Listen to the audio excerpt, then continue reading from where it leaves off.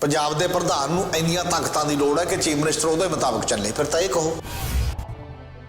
ਇੱਕ ਮੁੱਦਾ ਤਾਂ ਨਵਜੋਤ ਸਿੱਧੂ ਨਾਲ ਵੀ ਜੁੜਦਾ, ਕਾਊਂਟਰ ਸਵਾਲ ਦੂਜਾ ਕਰਦਾ ਹੀ ਨਹੀਂ। ਮੁਹੰਮਦ ਮੁਸਤਫਾ ਉਹਦਾ ਸਟ੍ਰੈਟਜੀਕਲ ਐਡਵਾਈਜ਼ਰ ਹੈ। ਜੋ ਐਲੀਗੇਸ਼ਨ ਇਹਨਾਂ ਤੇ ਲੱਗਦੇ ਨੇ ਕਿ ਉਹ ਬਰਗਾੜੀ ਵਾਲਿਆਂ ਦਾ ਵਕੀਲ ਸੀ ਜਾਂ ਬਾਕੀ ਦਾ ਕੋਈ ਗੱਲ ਸੀ, ਤੇ ਮੁਹੰਮਦ ਮੁਸਤਫਾ ਨੇ ਤਾਂ ਮੁਕਾਬਲੇ 'ਚ ਇੰਨੇ ਮੁੰਡੇ ਮਾਰੇ। ਨਵਜੋਤ ਸਿੰਘ ਸਿੱਧੂ ਸਨ ਆਫ ਸਰਦਾਰ ਭਗਵੰਤ ਸਿੰਘ, ਇਹ ਤੁਹਾਡੇ ਨਾਲ ਵਾਅਦਾ ਕਰ, ਤੁਸੀਂ ਨਿੱਜੀ ਕੀ ਕਰਦੇ ਹੋ ਕਿ ਬਾਰ-ਬਾਰ ਇਹੀ ਗੱਲ ਕਿਵੇਂ ਕਰ ਰਹੇ ਹੋ? ਕਿਸ ਤਰੀਕੇ ਦੇ ਨਾਲ ਉਹਨੂੰ ਤੁਸੀਂ ਫੋਲੋ ਕਰਨ ਦੀ ਟਰਾਈ ਕਰ ਰਹੇ ਹੋ? ਇਸ ਲਈ ਉਹਦੇ 'ਚ ਤੁਹਾਡੀ ਹਉਮੈ, ਤੁਹਾਡੀ ਈਗੋ ਵੀ ਤਾਂ ਝਲਕਦੀ ਹੈ ਨਾ ਉਹਨਾਂ ਗੱਲਾਂ ਦੇ ਲਈ ਜਿਹੜੀਆਂ ਵੀ ਚੀਜ਼ਾਂ ਨੇ। ਤਾਂ ਲੋਕ ਕਹਿੰਦੇ ਨੇ ਚਲੋ ਬੋਲਦਾ ਤਾਂ ਹੈ ਜੀ, ਕੁਝ ਇਹੋ ਜਿਹੇ ਵੀ ਬੰਦੇ ਹੁੰਦੇ ਜਿਹੜੇ ਕਹਿੰਦੇ ਨੇ ਬੋਲਦਾ ਤਾਂ ਹੈ ਜੀ, ਬੋਲਦਾ ਤਾਂ ਹੈ ਜੀ, ਇਹਦੇ ਨਾਲ ਕੰਮ ਨਹੀਂ ਚੱਲ ਸਕਦਾ ਪੰਜਾਬ ਦੀ ਸਿਆਸਤ। ਤੇ ਮੈਨੂੰ ਇਹ ਲੱਗਦਾ ਕਿ ਨਵਜੋਤ ਸਿੱਧੂ ਦਾ ਵੀ ਜੇਕਰ ਹੁਣ ਇਸ ਤਰੀਕੇ ਦੇ ਨਾਲ ਚੱਲ ਰਿਹਾ, ਇਹਦੇ ਨਾਲ ਉਹਦੇ ਇਮੇਜ ਨੂੰ ਵੀ ਕੋਈ ਬਹੁਤ ਜ਼ਿਆਦਾ ਮਤਲਬ ਉਭਾਰ ਨਹੀਂ ਮਿਲ ਰਿਹਾ। ਜਦ ਉਹਨੂੰ ਪੁੱਛਿਆ ਚੀਫ ਮਿਨਿਸਟਰ ਦਾ, ਉਹ ਕਹਿੰਦੇ ਪੰਜਾਬ ਦੇ ਲੋਕ ਜਾਣਦੇ ਨੇ ਕੌਣ ਚੀਫ ਮਿਨਿਸਟਰ ਹੈ, ਕੌਣ ਕੀ ਕਰ ਸਕਦਾ, ਸਭ ਨੂੰ ਪਤਾ ਹੈ। ਔਰ ਉਹਨੇ ਬਾਰ-ਬਾਰ ਕਿਹਾ ਮੈਨੂੰ ਦਿਓ, ਮੈਂ ਪਾਰਟੀ ਵੱਲੋਂ ਰਿਲੀਜ਼ ਕਰਦਾ, ਮੈਨੂੰ ਦਿਓ, ਮੈਂ ਇਹਦੇ ਵੱਲੋਂ ਆਹ ਕਰਦਾ। ਤਾਂ ਫਿਰ ਤੂੰ ਉਹਨਾਂ ਤੋਂ ਹੀ ਮੰਗ ਜਿਹੜੇ ਤੈਨੂੰ, ਜਿਨ੍ਹਾਂ ਦਾ ਤੂੰ ਸਿਪਾਹੀ ਹੈ, ਕਿ ਭਾਈ ਮੈਨੂੰ ਚੀਫ ਮਿਨਿਸਟਰ ਬਣਾਓ। ਟੀਵੀ ਪੰਜਾਬ ਤੁਸੀਂ ਵੇਖ ਰਹੇ ਹੋ। ਮੈਂ ਹਾਂ ਗਗਨਦੀਪ ਸਿੰਘ। 22 ਦੀਆਂ ਚੋਣਾਂ ਨੂੰ ਮਹਿਜ਼ ਕੁਝ ਹੀ ਸਮਾਂ ਬਾਕੀ ਹੈ ਔਰ ਉਸ ਤੋਂ ਪਹਿਲਾਂ ਜੋ ਪੰਜਾਬ ਦੇ ਵਿੱਚ ਸਿਆਸਤ ਹੁੰਦੀ ਹੋਈ ਨਜ਼ਰ ਆ ਰਹੀ ਹੈ, ਉਸਨੇ ਵੱਖਰੇ ਤੌਰ ਦੇ ਉੱਤੇ ਲੋਕਾਂ ਦੇ ਮਨਾਂ ਦੇ ਵਿੱਚ ਕਈ ਸਵਾਲ ਖੜੇ ਕਰ ਦਿੱਤੇ ਨੇ। ਇਹ ਸਿਆਸਤ ਜਾ ਕਿਹੜੇ ਪਾਸੇ ਨੂੰ ਰਹੀ ਹੈ, ਕਿਹੜੇ ਮੁੱਦਿਆਂ ਦੀ ਗੱਲ ਹੋ ਰਹੀ ਹੈ, ਇਹ ਵਾਕਈ ਹੀ ਮੁੱਦਿਆਂ ਦੀ ਗੱਲ ਹੋ ਰਹੀ ਹੈ ਜਾਂ ਆਪਣੇ ਤੌਰ ਦੇ ਉੱਤੇ ਇੱਕ ਦੂਸਰੇ ਦੇ ਉੱਤੇ ਨਿਸ਼ਾਨੇਬਾਜ਼ੀਆਂ ਕੀਤੀ ਜਾ ਰਹੀਆਂ ਨੇ। ਇਸ ਬਾਬਤ ਗੱਲਬਾਤ ਕਰਨ ਦੇ ਲਈ ਸਾਡੇ ਨਾਲ ਸੀਨੀਅਰ ਪੱਤਰਕਾਰ ਹਮੀਰ ਸਿੰਘ ਹੁਣੀ ਜੁੜ ਚੁੱਕੇ ਨੇ। ਸਰ, ਸਭ ਤੋਂ ਪਹਿਲਾਂ ਤਾਂ ਸਵਾਗਤ ਹੈ ਟੀਵੀ ਪੰਜਾਬ ਦੇ ਉੱਤੇ। ਸਤਿ ਸ਼੍ਰੀ ਅਕਾਲ ਜੀ। ਸਰ, ਚੱਲ ਕੀ ਰਿਹਾ ਇਸ ਵੇਲੇ ਸਿਆਸਤ ਦੇ ਵਿੱਚ? ਵਾਕਈ ਹੀ ਲੋਕਾਂ ਦੇ ਮੁੱਦਿਆਂ ਦੀ ਗੱਲਾਂ ਹੋ ਰਹੀਆਂ ਨੇ ਜਾਂ ਇਹ ਰਿਵੈਂਜ ਪੋਲਿਟਿਕਸ ਹੁੰਦੀ ਹੋਈ ਨਜ਼ਰ ਆ ਰਹੀ ਹੈ? ਇੱਕ ਦੂਸਰੇ ਦੇ ਉੱਤੇ ਸਿਰਫ ਬਿਆਨਬਾਜ਼ੀਆਂ ਹੀ ਕੀਤੀਆਂ ਜਾ ਰਹੀਆਂ। ਪੰਜਾਬ ਦੇ ਵਿੱਚ ਅਸਲ ਦੇ ਵਿੱਚ ਪਹਿਲੀ ਗੱਲ ਤਾਂ ਇਹ ਹੈ ਕਿ ਜਿਹੜਾ ਸੀਰੀਅਸ ਡਿਸਕੋਰਸ ਚੱਲਣਾ ਚਾਹੀਦਾ ਵਿਚਾਰ ਚਰਚਾ ਦਾ, ਉਹ ਕਿਤੇ ਨਜ਼ਰ ਨਹੀਂ ਆ ਰਿਹਾ। ਸਭ ਤੋਂ ਪਹਿਲਾਂ ਇਹ ਹੁੰਦਾ ਕਿ ਜੇ ਕੋਈ ਡਾਕਟਰ ਕੋਲ ਜਾਂਦਾ, ਪਹਿਲਾਂ ਉਹ ਡਾਇਗਨੋਜ਼ ਕਰਦਾ ਕਿ ਅਸਲ 'ਚ ਸਮੱਸਿਆ ਬਿਮਾਰੀ ਹੈ ਕੀ। ਫਿਰ ਉਹਦੇ ਤੋਂ ਬਾਅਦ ਇਲਾਜ ਦੇ ਵੱਖ-ਵੱਖ, ਕੋਈ ਕਹਿੰਦਾ ਮੇਰੇ ਕੋਲ ਹੋਮਿਓਪੈਥੀ ਲੈ ਲਓ, ਜਿਹਦੇ ਲੈ ਲਓ, ਜਿਹਦੇ ਤੋਂ ਡਾਇਗਨੋਜ਼ ਪ੍ਰੋਪਰ ਨਾ ਹੋਵੇ ਤਾਂ ਟਰੀਟਮੈਂਟ ਹੋ ਨਹੀਂ ਸਕਦਾ, ਇਲਾਜ ਨਹੀਂ ਹੋ ਸਕਦਾ। ਪੰਜਾਬ ਦੀ ਹੁਣ ਪਹਿਲਾਂ ਉਹ ਪਛਾਣ ਕਰਨ ਦਾ ਕੁਐਸਚਨ ਹੈ ਜਿਹੜਾ ਕਿ ਅਸਲ 'ਚ ਮੁੱਦੇ ਕੀ ਨੇ, ਸਮੱਸਿਆ ਕੀ ਹੈ, ਮੁਸ਼ਕਲ ਕੀ ਹੈ, ਤੇ ਫਿਰ ਉਹਦੇ 'ਚੋਂ ਕੋਈ ਨਿਕਲੂਗੀ ਚੀਜ਼ ਕਿ ਸਾਡੇ ਕੋਲ ਇੰਨਾ ਕੁ ਲਿਆਕਤ ਹੈ, ਇੰਨਾ ਕੁ ਰਿਸੋਰਸਿਸ ਨੇ, ਇਹਦੇ ਨਾਲ ਤਾਂ ਕੀ ਚੀਜ਼ਾਂ ਹੱਲ ਕੀਤੀਆਂ ਜਾ ਸਕਦੀਆਂ ਨੇ। ਹੁਣ ਮੈਨੂੰ ਲੱਗਦਾ ਕਿ ਪੁਆਇੰਟ ਸਕੋਰ ਕਰਨ ਦਾ ਜਿਹੜਾ ਇੱਕ ਤਰੀਕਾ ਹੈ ਉਹ ਜ਼ਿਆਦਾ ਹੈ। ਜਿਵੇਂ ਹੁਣ ਪੋਲੀਟੀਕਲ ਪਾਰਟੀਆਂ ਦੀ ਆਪਾਂ ਦੇਖਦੇ ਹਾਂ, ਕੋਈ ਪੋਲੀਟੀਕਲ ਪਾਰਟੀ ਮੇਜਰ ਮੁੱਦਿਆਂ ਨੂੰ ਟੱਚ ਨਹੀਂ ਕਰਨਾ ਚਾਹੁੰਦੀ। ਉਹ ਕਹਿੰਦਾ 300 ਯੂਨਿਟ, ਫਿਰ 400 ਯੂਨਿਟ, 200 ਯੂਨਿਟ, ਜਿਹੜੇ ਵੀ ਆਮ ਜੇ ਮਾਹੌਲ ਨੇ ਉਸ ਲੈਵਲ ਦੇ। ਤੇ ਐਂ ਲੱਗਦਾ ਸੀ ਵੀ ਅਮਰਿੰਦਰ ਸਿੰਘ ਚਲਾ ਗਿਆ, ਸ਼ਾਇਦ ਸਰਕਾਰ ਉਸ ਲੈਵਲ ਤੇ ਮਾੜਾ ਮੋਟਾ ਫਰਕ ਪਊ, ਕਿਉਂਕਿ ਫਰਕ ਤਾਂ ਕੀ ਪੈਣਾ, ਫਰਕ ਇਸ ਲਈ ਨਹੀਂ ਪੈਂਦਾ ਹੁੰਦਾ ਕਿਉਂਕਿ ਸਰਕਾਰਾਂ ਵਿਅਕਤੀਆਂ ਦੀਆਂ ਨਹੀਂ ਹੁੰਦੀਆਂ। ਸਾਡੇ ਦੇਸ਼ 'ਚ ਸਰਕਾਰਾਂ ਪਾਰਟੀਆਂ ਦੀਆਂ ਹੁੰਦੀਆਂ ਨੇ। ਪਾਰਟੀਆਂ ਦੇ ਵਿੱਚ ਇੱਕ ਵਿਅਕਤੀ ਐ ਨਹੀਂ ਡੋਮੀਨੇਟ ਕਰਦਾ, ਪਾਰਟੀਆਂ ਦੇ ਵਿੱਚ ਉਹਦੀ ਪੂਰੀ ਸੋਚ ਜਿਹੜੀ ਹੈ, ਉਹਦੇ ਫੈਸਲਾ ਕਰਨ ਦੀ ਪ੍ਰਕਿਰਿਆ, ਉਹ ਸਾਰੀਆਂ ਹਿੱਸੇਦਾਰ ਹੁੰਦੀਆਂ ਨੇ। ਉਹਨਾਂ ਨੂੰ ਦੇਖ ਕੇ ਹੀ ਗੱਲ ਚੱਲਦੀ ਹੁੰਦੀ ਹੈ। ਤੇ ਜਾਂ ਉਹ ਬੰਦਾ ਅਨਫਿਟ ਹੋ ਜਾਂਦਾ ਉਸ ਪਾਰਟੀ ਵਾਸਤੇ, ਜਾਂ ਫਿਰ ਉਹ ਬੰਦਾ ਮਰਜ ਹੋ ਜਾਂਦਾ ਉਸ ਪਾਰਟੀ ਦੇ ਵਿੱਚ ਜਦੋਂ ਵੀ ਕੋਈ ਟਰਾਈ ਕਰੂਗਾ। ਜੇ ਕੋਈ ਕਹੇਗਾ ਕਿ ਮੈਂ ਇਕੱਲਾ ਬੰਦਾ ਆਹ ਕਰ ਦੂੰ ਜਾਂ ਫਲਾਨਾ ਕਰ ਦੂੰ, ਉਹ ਖਾਮ ਖਿਆਲੀ ਹੁੰਦੀ ਹੈ। ਹਾਂ, ਬੰਦੇ ਉਹ ਹੁੰਦੇ ਨੇ ਜਿਹੜੇ ਆਉਂਦੇ ਨੇ ਸਮਾਜ 'ਚ, ਇਤਿਹਾਸਕ ਤੌਰ ਤੇ ਵੀ ਬਹੁਤ ਇਹੋ ਜਿਹੇ ਉਦਾਹਰਨਾਂ ਨੇ ਤੇ ਅੱਗੇ ਵੀ। ਜੇ ਕੋਈ ਬੰਦਾ ਇਹੋ ਜਿਹਾ ਹੈ ਜਿਹੜਾ ਕਹਿੰਦਾ ਵੀ ਇਹਨਾਂ ਪਾਰਟੀਆਂ ਕੋਲ ਕੁਝ ਨਹੀਂ, ਅਲਟਰਨੇਟਿਵ ਮੇਰੇ ਕੋਲ ਹੈ, ਤਾਂ ਫਿਰ ਅਸਲੋਂ ਹੀ ਨਵਾਂ ਲੋਕਾਂ ਦੀ ਮੂਵਮੈਂਟ ਦੇ ਰਾਹੀਂ ਆਉਂਦਾ ਹੈ। ਉਹ ਨਵੀਂ ਆਪਣੀ ਪਾਰਟੀ, ਨਵਾਂ ਲੋਕਾਂ ਦੀ ਮੂਵਮੈਂਟ, ਉਹਦੇ ਰਾਹੀਂ ਕਿਤੇ ਨਵੀਂ ਮੂਵਮੈਂਟ ਬਣਦੀ ਹੈ।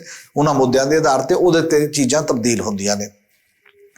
ਹੁਣ ਸਾਡੇ ਸਾਹਮਣੇ ਜਿੰਨੀਆਂ ਵੱਡੀਆਂ ਮੇਜਰ ਸਮੱਸਿਆਵਾਂ ਨੇ, ਸਾਰੇ ਪੰਜਾਬ ਦੀ ਸਭ ਤੋਂ ਬੜਾ ਕੁਐਸਚਨ ਇਹ ਹੈ, ਮੈਨੂੰ ਨਹੀਂ ਲੱਗਦਾ ਕੋਈ ਇਹਨੂੰ ਐਡਰੈਸ ਕਰ ਰਿਹਾ, ਕਿ ਪੰਜਾਬ ਦਾ ਉਜਾੜਾ ਸਭ ਤੋਂ ਬੜੀ ਗੱਲ ਮੇਰੇ ਮੁਤਾਬਕ ਹੈ। ਤੇ ਬੱਚਿਆਂ ਦਾ ਤਾਂ ਇੱਥੇ ਜੀ ਨਹੀਂ ਲੱਗਦਾ। ਤੁਹਾਡੇ ਕੋਲ ਉਹਨਾਂ ਨੂੰ ਉਮੀਦ ਦੇਣ ਲਈ ਕੁਝ ਨਹੀਂ ਹੈ, ਰਾਈਟ, ਕਿ ਤੁਸੀਂ ਇੱਥੇ ਰਹੋ, ਅਸੀਂ ਰੁਜ਼ਗਾਰ ਦੇ ਪੈਦਾ ਕਰਾਂਗੇ, ਅਸੀਂ ਬਾਕੀ ਦੁਨੀਆ ਦੇ ਆਪਾਂ ਦੇਸ਼ਾਂ ਤੇ ਝਾਤ ਮਾਰੀਏ ਕਿ ਵੱਖ-ਵੱਖ ਦੇਸ਼ ਜਿਹੜੇ ਵਿਕਸਿਤ ਦੇਸ਼ ਨੇ, ਉਹ ਹੋਰਾਂ ਦੇਸ਼ਾਂ ਤੋਂ ਟੈਲੈਂਟਡ ਬੰਦੇ ਲੱਭ ਕੇ ਲਿਜਾਂਦੇ ਰਹੇ ਨੇ ਆਪਣੇ, ਕਿ ਆ ਜਾ, ਤੈਨੂੰ ਕੀ ਚਾਹੀਦਾ, ਤੂੰ ਸਾਡੇ ਆ ਜਾ। ਸਾਡੇ ਦੇਸ਼ ਦੇ ਕਿੰਨੇ ਸਾਇੰਟਿਸਟ ਨੇ ਜਿਹੜੇ ਇਹੋ ਜਿਹੇ, ਜਿਨ੍ਹਾਂ ਨੂੰ ਇੱਥੇ ਕੁਝ ਨਹੀਂ ਪੁੱਛਿਆ ਗਿਆ ਤੇ ਅਮਰੀਕਾ ਜਾ ਕੇ ਨੋਬਲ ਪ੍ਰਾਈਜ਼ ਦੇ ਵੀ ਹੁਣ ਵੀ ਟੌਪ ਪੋਜੀਸ਼ਨਸ ਦੇ ਉੱਤੇ ਕਾਫੀ ਇੰਡੀਅਨਸ ਹੀ ਕਿੰਨੇ ਹੀ ਬੈਠੇ ਹੋਏ ਨੇ। ਤੇ ਇਹਦਾ ਮਤਲਬ ਇਹ ਹੈ ਕਿ ਜੇ ਤੁਸੀਂ ਆਪਣਾ ਲਿਆਕਤ, ਆਪਣਾ ਹੁਨਰ, ਆਪਣੇ ਉਹ ਲੋਕਾਂ ਨੂੰ ਸੰਭਾਲ ਨਹੀਂ ਰਹੇ।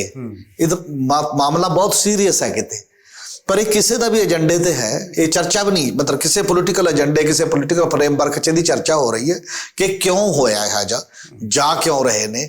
ਇਹ ਫੋਰਸਫੁਲ ਮਾਈਗ੍ਰੇਸ਼ਨ ਕਹੀ ਜਾਏਗੀ, ਮਾਫ ਕਰਨਾ ਵਿੱਚ ਹੋ ਰਿਹਾ। ਮੈਨੂੰ ਲੱਗਦਾ ਏਜੰਡੇ ਦੇ ਉੱਤੇ ਇਹ ਹੈਗਾ ਕਿ ਬਾਹਰ ਭੇਜਣੇ ਕਿਵੇਂ ਹੈਗੇ ਨੇ, ਸਭ ਦੇ ਹੀ ਹੈ। ਜਿਹੜੇ ਅਜੇ ਤੱਕ ਤਾਂ 2-3 ਦਾ ਆਇਆ, ਬਾਕੀ ਨੇ ਤਾਂ ਖੈਰ ਇਹ ਐਡਰੈਸ ਨਹੀਂ ਕੀਤਾ। ਅਮਰਿੰਦਰ ਸਿੰਘ ਨੇ ਪਹਿਲਾਂ ਕਿਹਾ ਸੀ ਕਿ ਆਈਲੈਟਸ ਕਰੋ, ਜੇ ਗਰੀਬ ਹੋ ਨਹੀਂ ਪੈਸੇ ਦੇ ਸਕਦੇ ਤਾਂ ਅਸੀਂ ਸਰਕਾਰੀ ਸਕੂਲ 'ਚ ਕਰਾ ਦਾਂਗੇ। ਸੁਖਬੀਰ ਬਾਦਲ ਨੇ ਵੀ ਇਹੀ ਕਿਹਾ ਕਿ 10 ਲੱਖ ਰੁਪਏ ਤੱਕ ਦਾ ਅਸੀਂ ਬਿਨਾਂ ਵਿਆਜ ਕਰਜ਼ਾ ਦੇ ਦਾਂਗੇ ਜੇਕਰ ਤੂੰ ਬਾਹਰ ਜਾਣਾ ਹੈ। ਮਤਲਬ ਅਸੀਂ ਧੱਕੇ ਮਾਰ ਰਹੇ ਹਾਂ ਕਿ ਤੁਸੀਂ ਜਾਓ। ਇੱਕ ਤਾਂ ਇਹ ਬਹੁਤ ਬੜਾ ਸਵਾਲ ਹੈ, ਜਦੋਂ ਜਵਾਨੀ ਦੇ ਵਿੱਚ, ਨੌਜਵਾਨੀ ਦੇ ਵਿੱਚ ਤੁਸੀਂ ਕੋਈ ਉਮੀਦ ਪੈਦਾ ਨਹੀਂ ਕਰਦੇ ਤਾਂ ਉਹ ਮਿਡਲ ਕਲਾਸ ਦੀ ਨੌਜਵਾਨੀ ਜਿਹਨੇ ਇੱਥੇ ਆਗੂ ਬਣਨ ਲਈ ਲੜਨਾ ਹੈ, ਜਿਹੜੀ ਨੌਜਵਾਨੀ ਨੇ ਇੱਥੇ ਕੋਈ ਸਾਇੰਟਿਸਟ, ਕੋਈ ਡਾਕਟਰ, ਕੋਈ ਟੀਚਰ, ਅੱਗੇ ਲੋਕਾਂ ਨੂੰ ਪੁੱਛਦੇ ਸੀ ਕਿਸੇ ਵੀ ਸਕੂਲ 'ਚ ਜਾ ਕੇ ਕੋਈ ਬੰਦਾ ਆ ਕੇ ਉਹ ਕਹਿੰਦਾ ਵੀ ਤੂੰ ਕੀ ਬਣਨਾ ਚਾਹੁੰਦਾ, ਕੋਈ ਕਹਿੰਦਾ ਸੀ ਮੈਂ ਡਾਕਟਰ ਬਣਨਾ ਚਾਹੁੰਦਾ, ਕੋਈ ਕਹਿੰਦਾ ਮੈਂ ਮਾਸਟਰ ਬਣਨਾ ਚਾਹੁੰਦਾ, ਕੋਈ ਕੁਛ। ਹੁਣ ਜਿਹਨੂੰ ਮਰਜ਼ੀ ਜਾ ਕੇ ਪੁੱਛੋ 90% ਕਹਿੰਦੇ ਨੇ ਆਈਲੈਟਸ ਕਰਨਾ, ਮੈਂ ਕੈਨੇਡਾ ਜਾਣਾ, ਮੈਂ ਕੈਨੇਡਾ ਜਾਣਾ, ਮੈਂ ਅਮਰੀਕਾ ਜਾਂ ਮੈਂ ਕਿਤੇ ਹੋਰ ਜਾਣਾ। ਇੰਨੀ ਤਬਦੀਲੀ ਹੈ ਸਾਡੇ ਦਾ। ਮਤਲਬ ਵੈਸੇ ਘਰੋਂ ਦੂਰ ਜਾਣ ਨੂੰ ਕਿਸੇ ਦਾ ਮਨ ਨਹੀਂ ਕਰਦਾ ਨਾ, ਬੰਦਾ ਤਾਂ ਨੇੜੇ ਤੋਂ ਨੇੜੇ ਨੌਕਰੀ ਲੱਭਦਾ। ਜਿਹਦੀ ਡਿਊਟੀ ਵੀ ਕਿਤੇ ਬਾਹਰ ਲਾ ਦਿੰਦੇ ਨੇ ਮਾੜੀ ਮੋਟੀ ਦੂਰ 4 ਜ਼ਿਲ੍ਹੇ ਛੱਡ ਕੇ, ਉਹ ਕਹਿੰਦਾ ਵੀ ਨੇੜੇ ਜ਼ਿਲ੍ਹੇ 'ਚ ਆ ਜਾਏ ਤਾਂ ਕਿ ਰੋਜ਼ ਘਰ ਆਇਆ ਜਾਏ। ਇਹਦਾ ਮਤਲਬ ਉਹ ਜਾਣਬੁੱਝ ਕੇ ਤਾਂ ਨਹੀਂ ਨਾ ਜਾ ਰਹੇ। ਜੇ ਕੋਈ ਕਹੇ ਵੀ ਇਹ ਤਾਂ ਉਹੀ ਬੇਬ ਬਣ ਗਈ ਜੀ, ਵੈਸੇ ਹੈ, ਇਹਦੇ ਕਾਰਨ ਨੇ, ਉਹ ਕਾਰਨ ਖੋਜਣੇ ਪੈਣਗੇ। ਉਹਦੇ ਤੇ ਅਜੇ ਨੈਗਲੈਕਟਡ ਹੈ, ਉਹ ਚਰਚਾ 'ਚ ਨਹੀਂ ਹੈ। ਇਹ ਤੋਂ ਅਗਲੀ ਗੱਲ ਇਹ ਹੈ ਕਿ ਪੰਜਾਬ ਦਾ ਤੁਸੀਂ ਦੇਖੋ ਕਿ ਵਾਤਾਵਰਨ ਦਾ ਜਿਹੜਾ ਕੁਐਸਚਨ ਹੈ, ਪੰਜਾਬ ਦੇ ਪਾਣੀ ਦਾ ਜਿਹੜਾ ਕੁਐਸਚਨ ਹੈ, ਪੰਜਾਬ ਦਾ ਨਾਮ ਹੀ 5 ਪਾਣੀਆਂ ਦੀ ਧਰਤੀ ਤੇ ਹੈ ਤੇ ਉਹ 5 ਪਾਣੀਆਂ ਦੀ ਧਰਤੀ ਤੋਂ ਪਾਣੀ ਮੁੱਕਣ ਵੀ ਜਾ ਰਿਹਾ ਹੈ ਤੇ ਪਾਣੀ ਪ੍ਰਦੂਸ਼ਿਤ ਵੀ ਹੋ ਚੁੱਕਿਆ ਹੈ।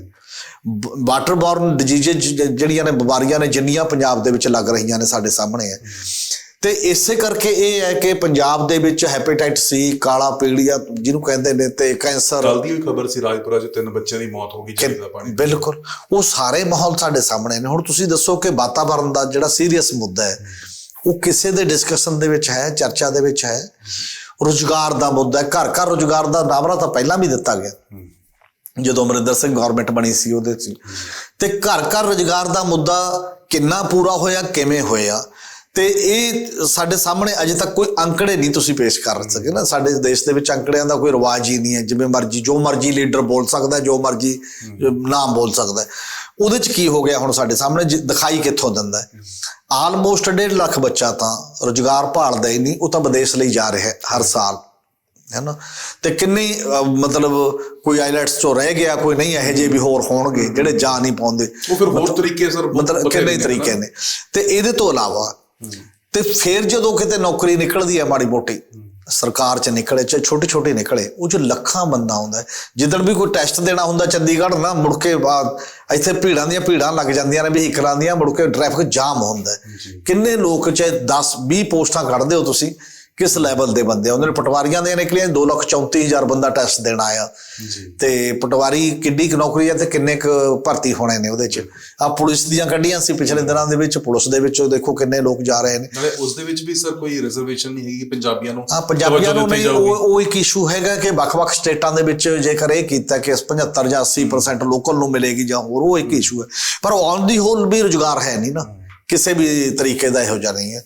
ਜਦੋਂ ਬੇਰੁਜ਼ਗਾਰੀ ਐਡਾ ਵੱਡਾ ਇਸ਼ੂ ਹੈ, ਇਹ ਤਾਂ ਹੈਗਾ ਉਹ ਪੜ੍ਹੇ ਲਿਖੇ ਬੰਦਿਆਂ ਲਈ ਕਿ ਸਰਕਾਰ 'ਚ ਨੌਕਰੀ ਮਿਲੇ, ਬਿਨਾਂ ਸਰਕਾਰ ਤੋਂ ਨੌਕਰੀ ਮਿਲੇ, ਜਿਹੜੀ ਕਿ ਦੇਸ਼ ਦੀ ਉਹ ਹਾਲਤ ਹੈ ਜੇ ਪੰਜਾਬ ਦੀ। ਜੇ ਮੈਂ ਤੁਹਾਡੇ ਨਾਲ ਸਾਂਝੇ ਕਰਾਂ ਪਿਛਲੇ ਦਿਨਾਂ ਦੇ ਇੱਕ ਤੱਥ ਨੇ ਕਿ ਦੇਸ਼ ਦੇ ਵਿੱਚ ਮਨਰੇਗਾ ਜਿਹੜੇ 100 ਦਿਨ ਦੇ ਰੁਜ਼ਗਾਰ ਦੀ ਗਰੰਟੀ ਗਰੀਬ ਬੰਦਿਆਂ ਨੂੰ ਦਿੰਦਾ ਹੈ ਕਿ ਤੈਨੂੰ ਦਿਹਾੜੀ ਮਿਲੂਗੀ 100 ਦਿਨ, ਹੈ। ਉਹਦੇ ਲਈ ਬਜਟ ਰੱਖਿਆ 73,000 ਕਰੋੜ ਰੁਪਈਆ। ਉਹ ਰਿਪੋਰਟ ਇਹ ਹੈ ਕਿ ਆ ਸਤੰਬਰ 30 ਜਿਹੜਾ ਲੰਘ ਗਿਆ, ਅਕਤੂਬਰ ਨਵੰਬਰ ਅਗਲਾ ਵੀ ਹੈ, 90% ਪੈਸਾ ਖਰਚ ਹੋ ਚੁੱਕਿਆ। 31 ਮਾਰਚ ਤੱਕ ਇਹ ਫਾਈਨੈਂਸ਼ੀਅਲ ਈਅਰ ਹੈ। ਪਹਿਲਾਂ ਤੁਸੀਂ ਬਜਟ ਕਿੰਨਾ ਰੱਖਦੇ ਹੋ ਤੇ ਬਜਟ ਉਹਨਾਂ ਰੱਖਦੇ ਹੋ ਤੇ ਇਸ ਤੋਂ ਬਾਅਦ ਫਿਰ ਬੰਦੇ ਨੂੰ ਕੰਮ ਮਿਲਣਾ ਹੀ ਨਹੀਂ। ਜੇ ਉਹਨਾਂ ਨੂੰ ਤੁਸੀਂ ਕੰਮ ਨਹੀਂ, ਪੰਜਾਬ 'ਚ ਹੁਣ ਤੱਕ 22 ਦਿਨ ਦਾ ਐਵਰੇਜ ਕੰਮ ਮਿਲਿਆ, 100 ਦਿਨ ਦਾ ਤੁਸੀਂ ਦੇਣਾ ਚਾਹੁੰਦੇ ਹੋ। ਤੇ ਉਹਦੀ ਤਾਂ ਬਹੁਤ ਲੋੜ ਹੈ ਨਾ ਚੁੱਲ੍ਹੇ ਦੀ ਰੋਜੀ ਰੋਟੀ ਵਾਸਤੇ। ਉਹ ਤਾਂ ਲੇਬਰ ਹੈ, ਲੇਬਰ 'ਚ ਕੰਮ ਮੰਗ ਰਿਹਾ, ਕਿਤੇ ਤੁਹਾਡੇ ਤੋਂ ਕੁਰਸੀ ਵੀ ਨਹੀਂ ਮੰਗ ਰਿਹਾ, ਆਪਣਾ ਹੀ ਕਰ ਰਿਹਾ। ਇਹ ਬੇਰੁਜ਼ਗਾਰੀ ਦਾ ਹਾਲ ਹੈ। ਤੇ ਫਿਰ ਤੁਸੀਂ ਜਦੋਂ ਰੁਜ਼ਗਾਰ ਮੇਲੇ ਲਾਏ, ਰੁਜ਼ਗਾਰ ਮੇਲਿਆਂ ਤੇ ਸੈਂਕੜਿਆਂ ਦੀ ਗਿਣਤੀ 'ਚ ਬੱਚੇ ਜਿਹੜੇ ਨੇ ਫਾਈਲਾਂ ਲਈ ਖੜੇ ਨੇ, ਤੇ ਕੋਈ ਪਾਣੀ ਨੂੰ ਤਰਸਦਾ ਹੈ, ਕੋਈ ਖਾਣੇ ਨੂੰ, ਕੋਈ ਫਲਾਨਾ।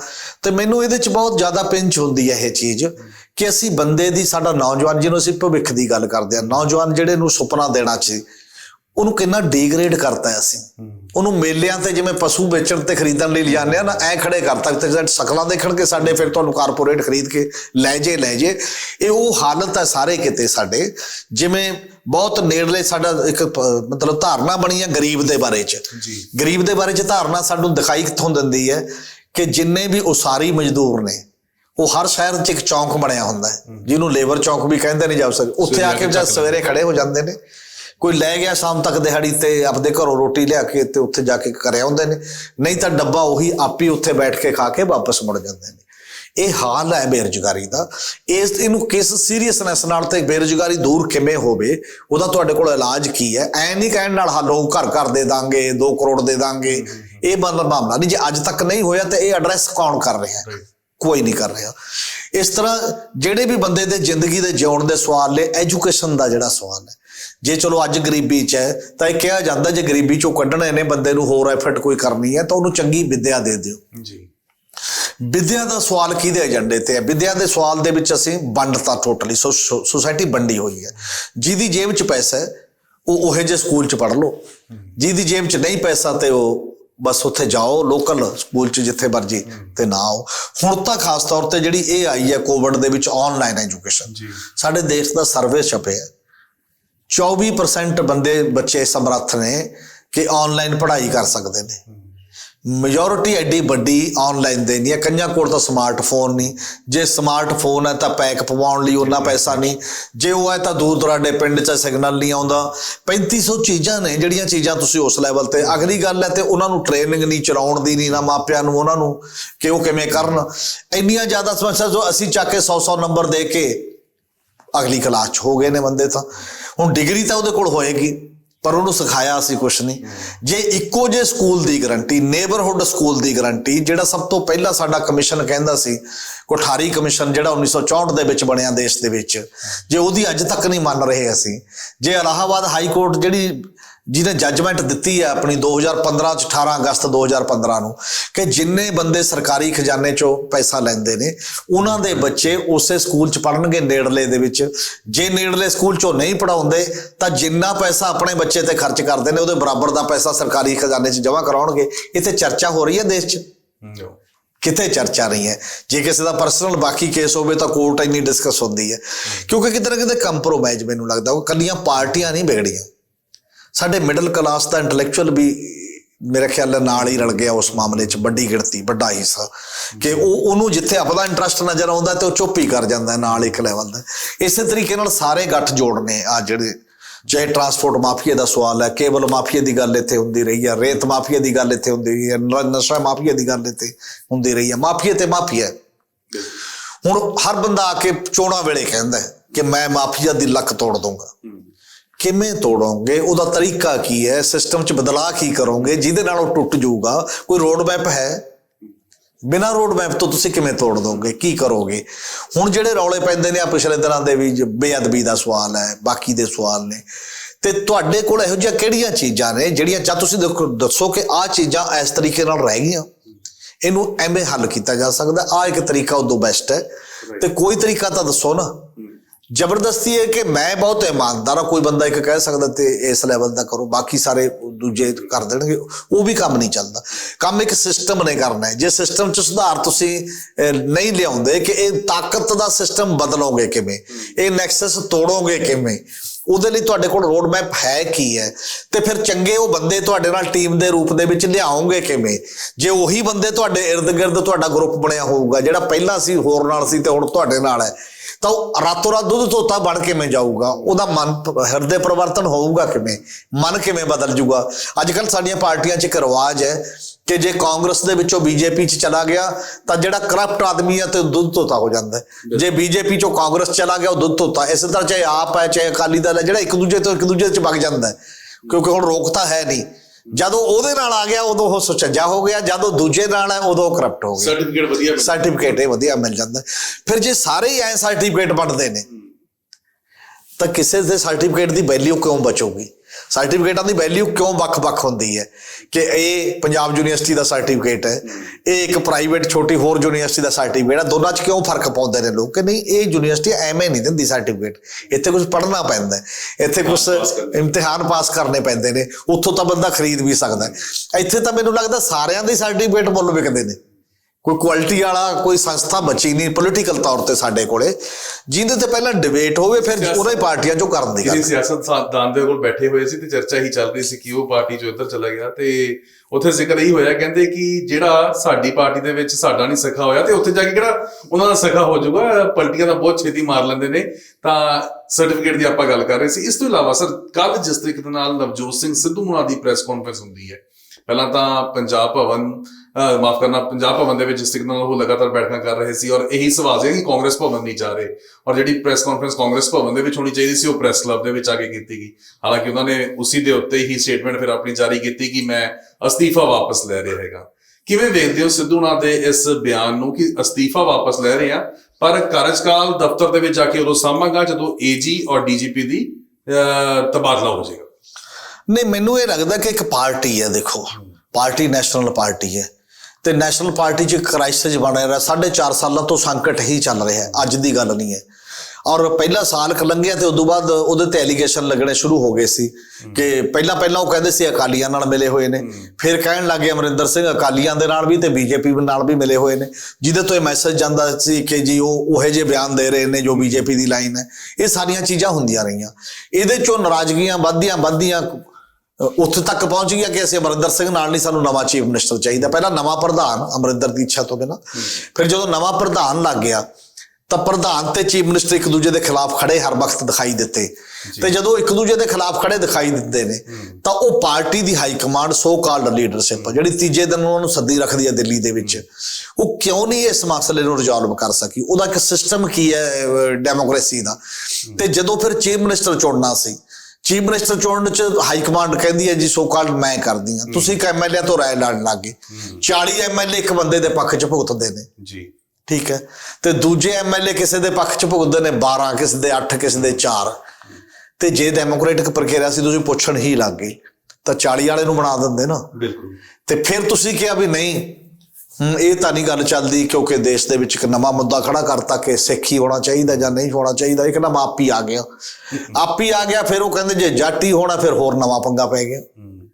ਉਹਨਾਂ ਦੇ ਵਿੱਚ ਵੀ ਨਹੀਂ ਹੋਈ ਤਾਂ ਥਰਡ ਪੋਜੀਸ਼ਨ ਦੇ ਵਿੱਚ ਆ ਕੇ ਤੁਸੀਂ ਇੱਕ ਬੰਦੇ ਨੂੰ ਚੀਫ ਮਿਨਿਸਟਰ ਬਣਾਤਾ ਤੇ ਜਦੋਂ ਚੀਫ ਮਿਨਿਸਟਰ ਬਣ ਜਾਂਦਾ ਹੈ ਤੇ ਫਿਰ ਵੀ ਪਹਿਲੇ ਚੀਫ ਮਿਨਿਸਟਰ ਨਾਲ ਵੀ ਪ੍ਰਧਾਨ ਤੇ ਚੀਫ ਮਿਨਿਸਟਰ ਦੀ ਆਪਸੀ ਕੰਟਰਾਡਿਕਸ਼ਨ ਹੈ, ਦੂਜੇ ਚੀਫ ਮਿਨਿਸਟਰ ਤੇ ਪ੍ਰਧਾਨ ਦੇ ਵੀ ਆਪਣਾ ਕੰਟਰਾਡਿਕਸ਼ਨ ਹੈ ਕਿ ਇਹਦਾ ਮਤਲਬ ਪਾਰਟੀ ਦੇ ਤੌਰ ਤੇ ਹੈ ਜੇ ਪਾਰਟੀ ਉਹ ਫਲॉप ਪਾਰਟੀ ਹੈ ਨਾ, ਫਿਰ ਉਹਦੀ ਲੀਡਰਸ਼ਿਪ ਜਿਹੜੀ ਹਾਈ ਕਮਾਂਡ ਹੈ ਜੋ ਇੰਨੇ ਵਾਰ ਬਿਠਾ ਕੇ ਮੀਟਿੰਗਾਂ ਕਰ ਚੁੱਕੀ ਹੈ, ਜਾਂ ਤਾਂ ਉਹ ਗਲਤ ਹੈ ਨਵਜੋਤ ਸਿੱਧੂ ਠੀਕ ਹੈ।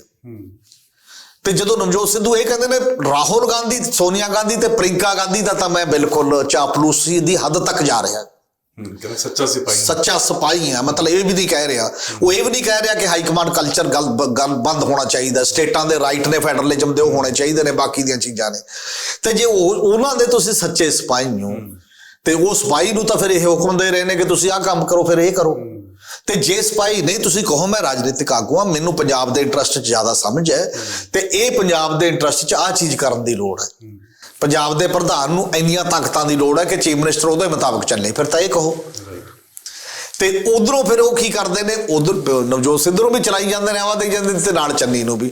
ਕੀ ਕਰਨਾ ਚਾਹਣਗੇ ਮਤਲਬ ਉਹ ਪਾਰਟੀ ਕੀ ਕਰਨਾ ਚਾਹੁੰਦੀ ਹੈ, ਮੈਨੂੰ ਨਹੀਂ ਸਮਝ ਆਉਂਦੀ ਕਿਹੋ ਜਿਹੀ ਹਾਲਾਤ ਨੇ, ਕਿਹੋ ਜਿਹੀ ਗੱਲ ਹੋਏਗੀ।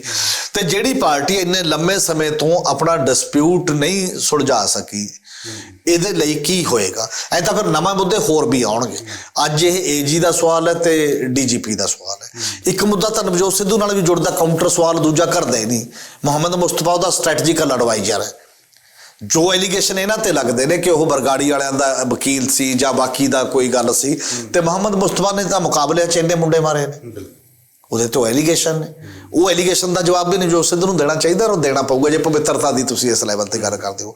ਇਸੇ ਲਈ ਇਹ ਵੀ ਗੱਲ ਹੈ, ਚਾਹੇ ਜਗਦੀਸ਼ ਟਾਈਟਲਰ ਦਾ ਜਦੋਂ ਸਿਧਾਂਤਕ ਸਵਾਲ ਆਉਂਦੇ ਨੇ ਸਾਰੇ, ਉਹ 20 ਗੱਲਾਂ ਨੇ ਤੇ ਤੁਸੀਂ ਐ ਨਹੀਂ ਕਹਿ ਸਕਦੇ ਵੀ ਇਹਦੇ ਤੇ ਮੈਂ ਪਿਕ ਐਂਡ ਚੂਜ਼ ਕਰੂੰਗਾ। ਫਿਰ ਤਾਂ ਤੁਹਾਨੂੰ ਬੋਲਣਾ ਪਊਗਾ ਜੇਕਰ ਤੁਸੀਂ ਐਡੇ ਵੱਡੇ ਉਸ ਮਾਮਲੇ ਦੇ ਵਿੱਚ ਸਟੈਂਡ ਲੈਂਦੇ ਹੋ ਕਿ ਇਹ ਗੱਲ ਹੈ।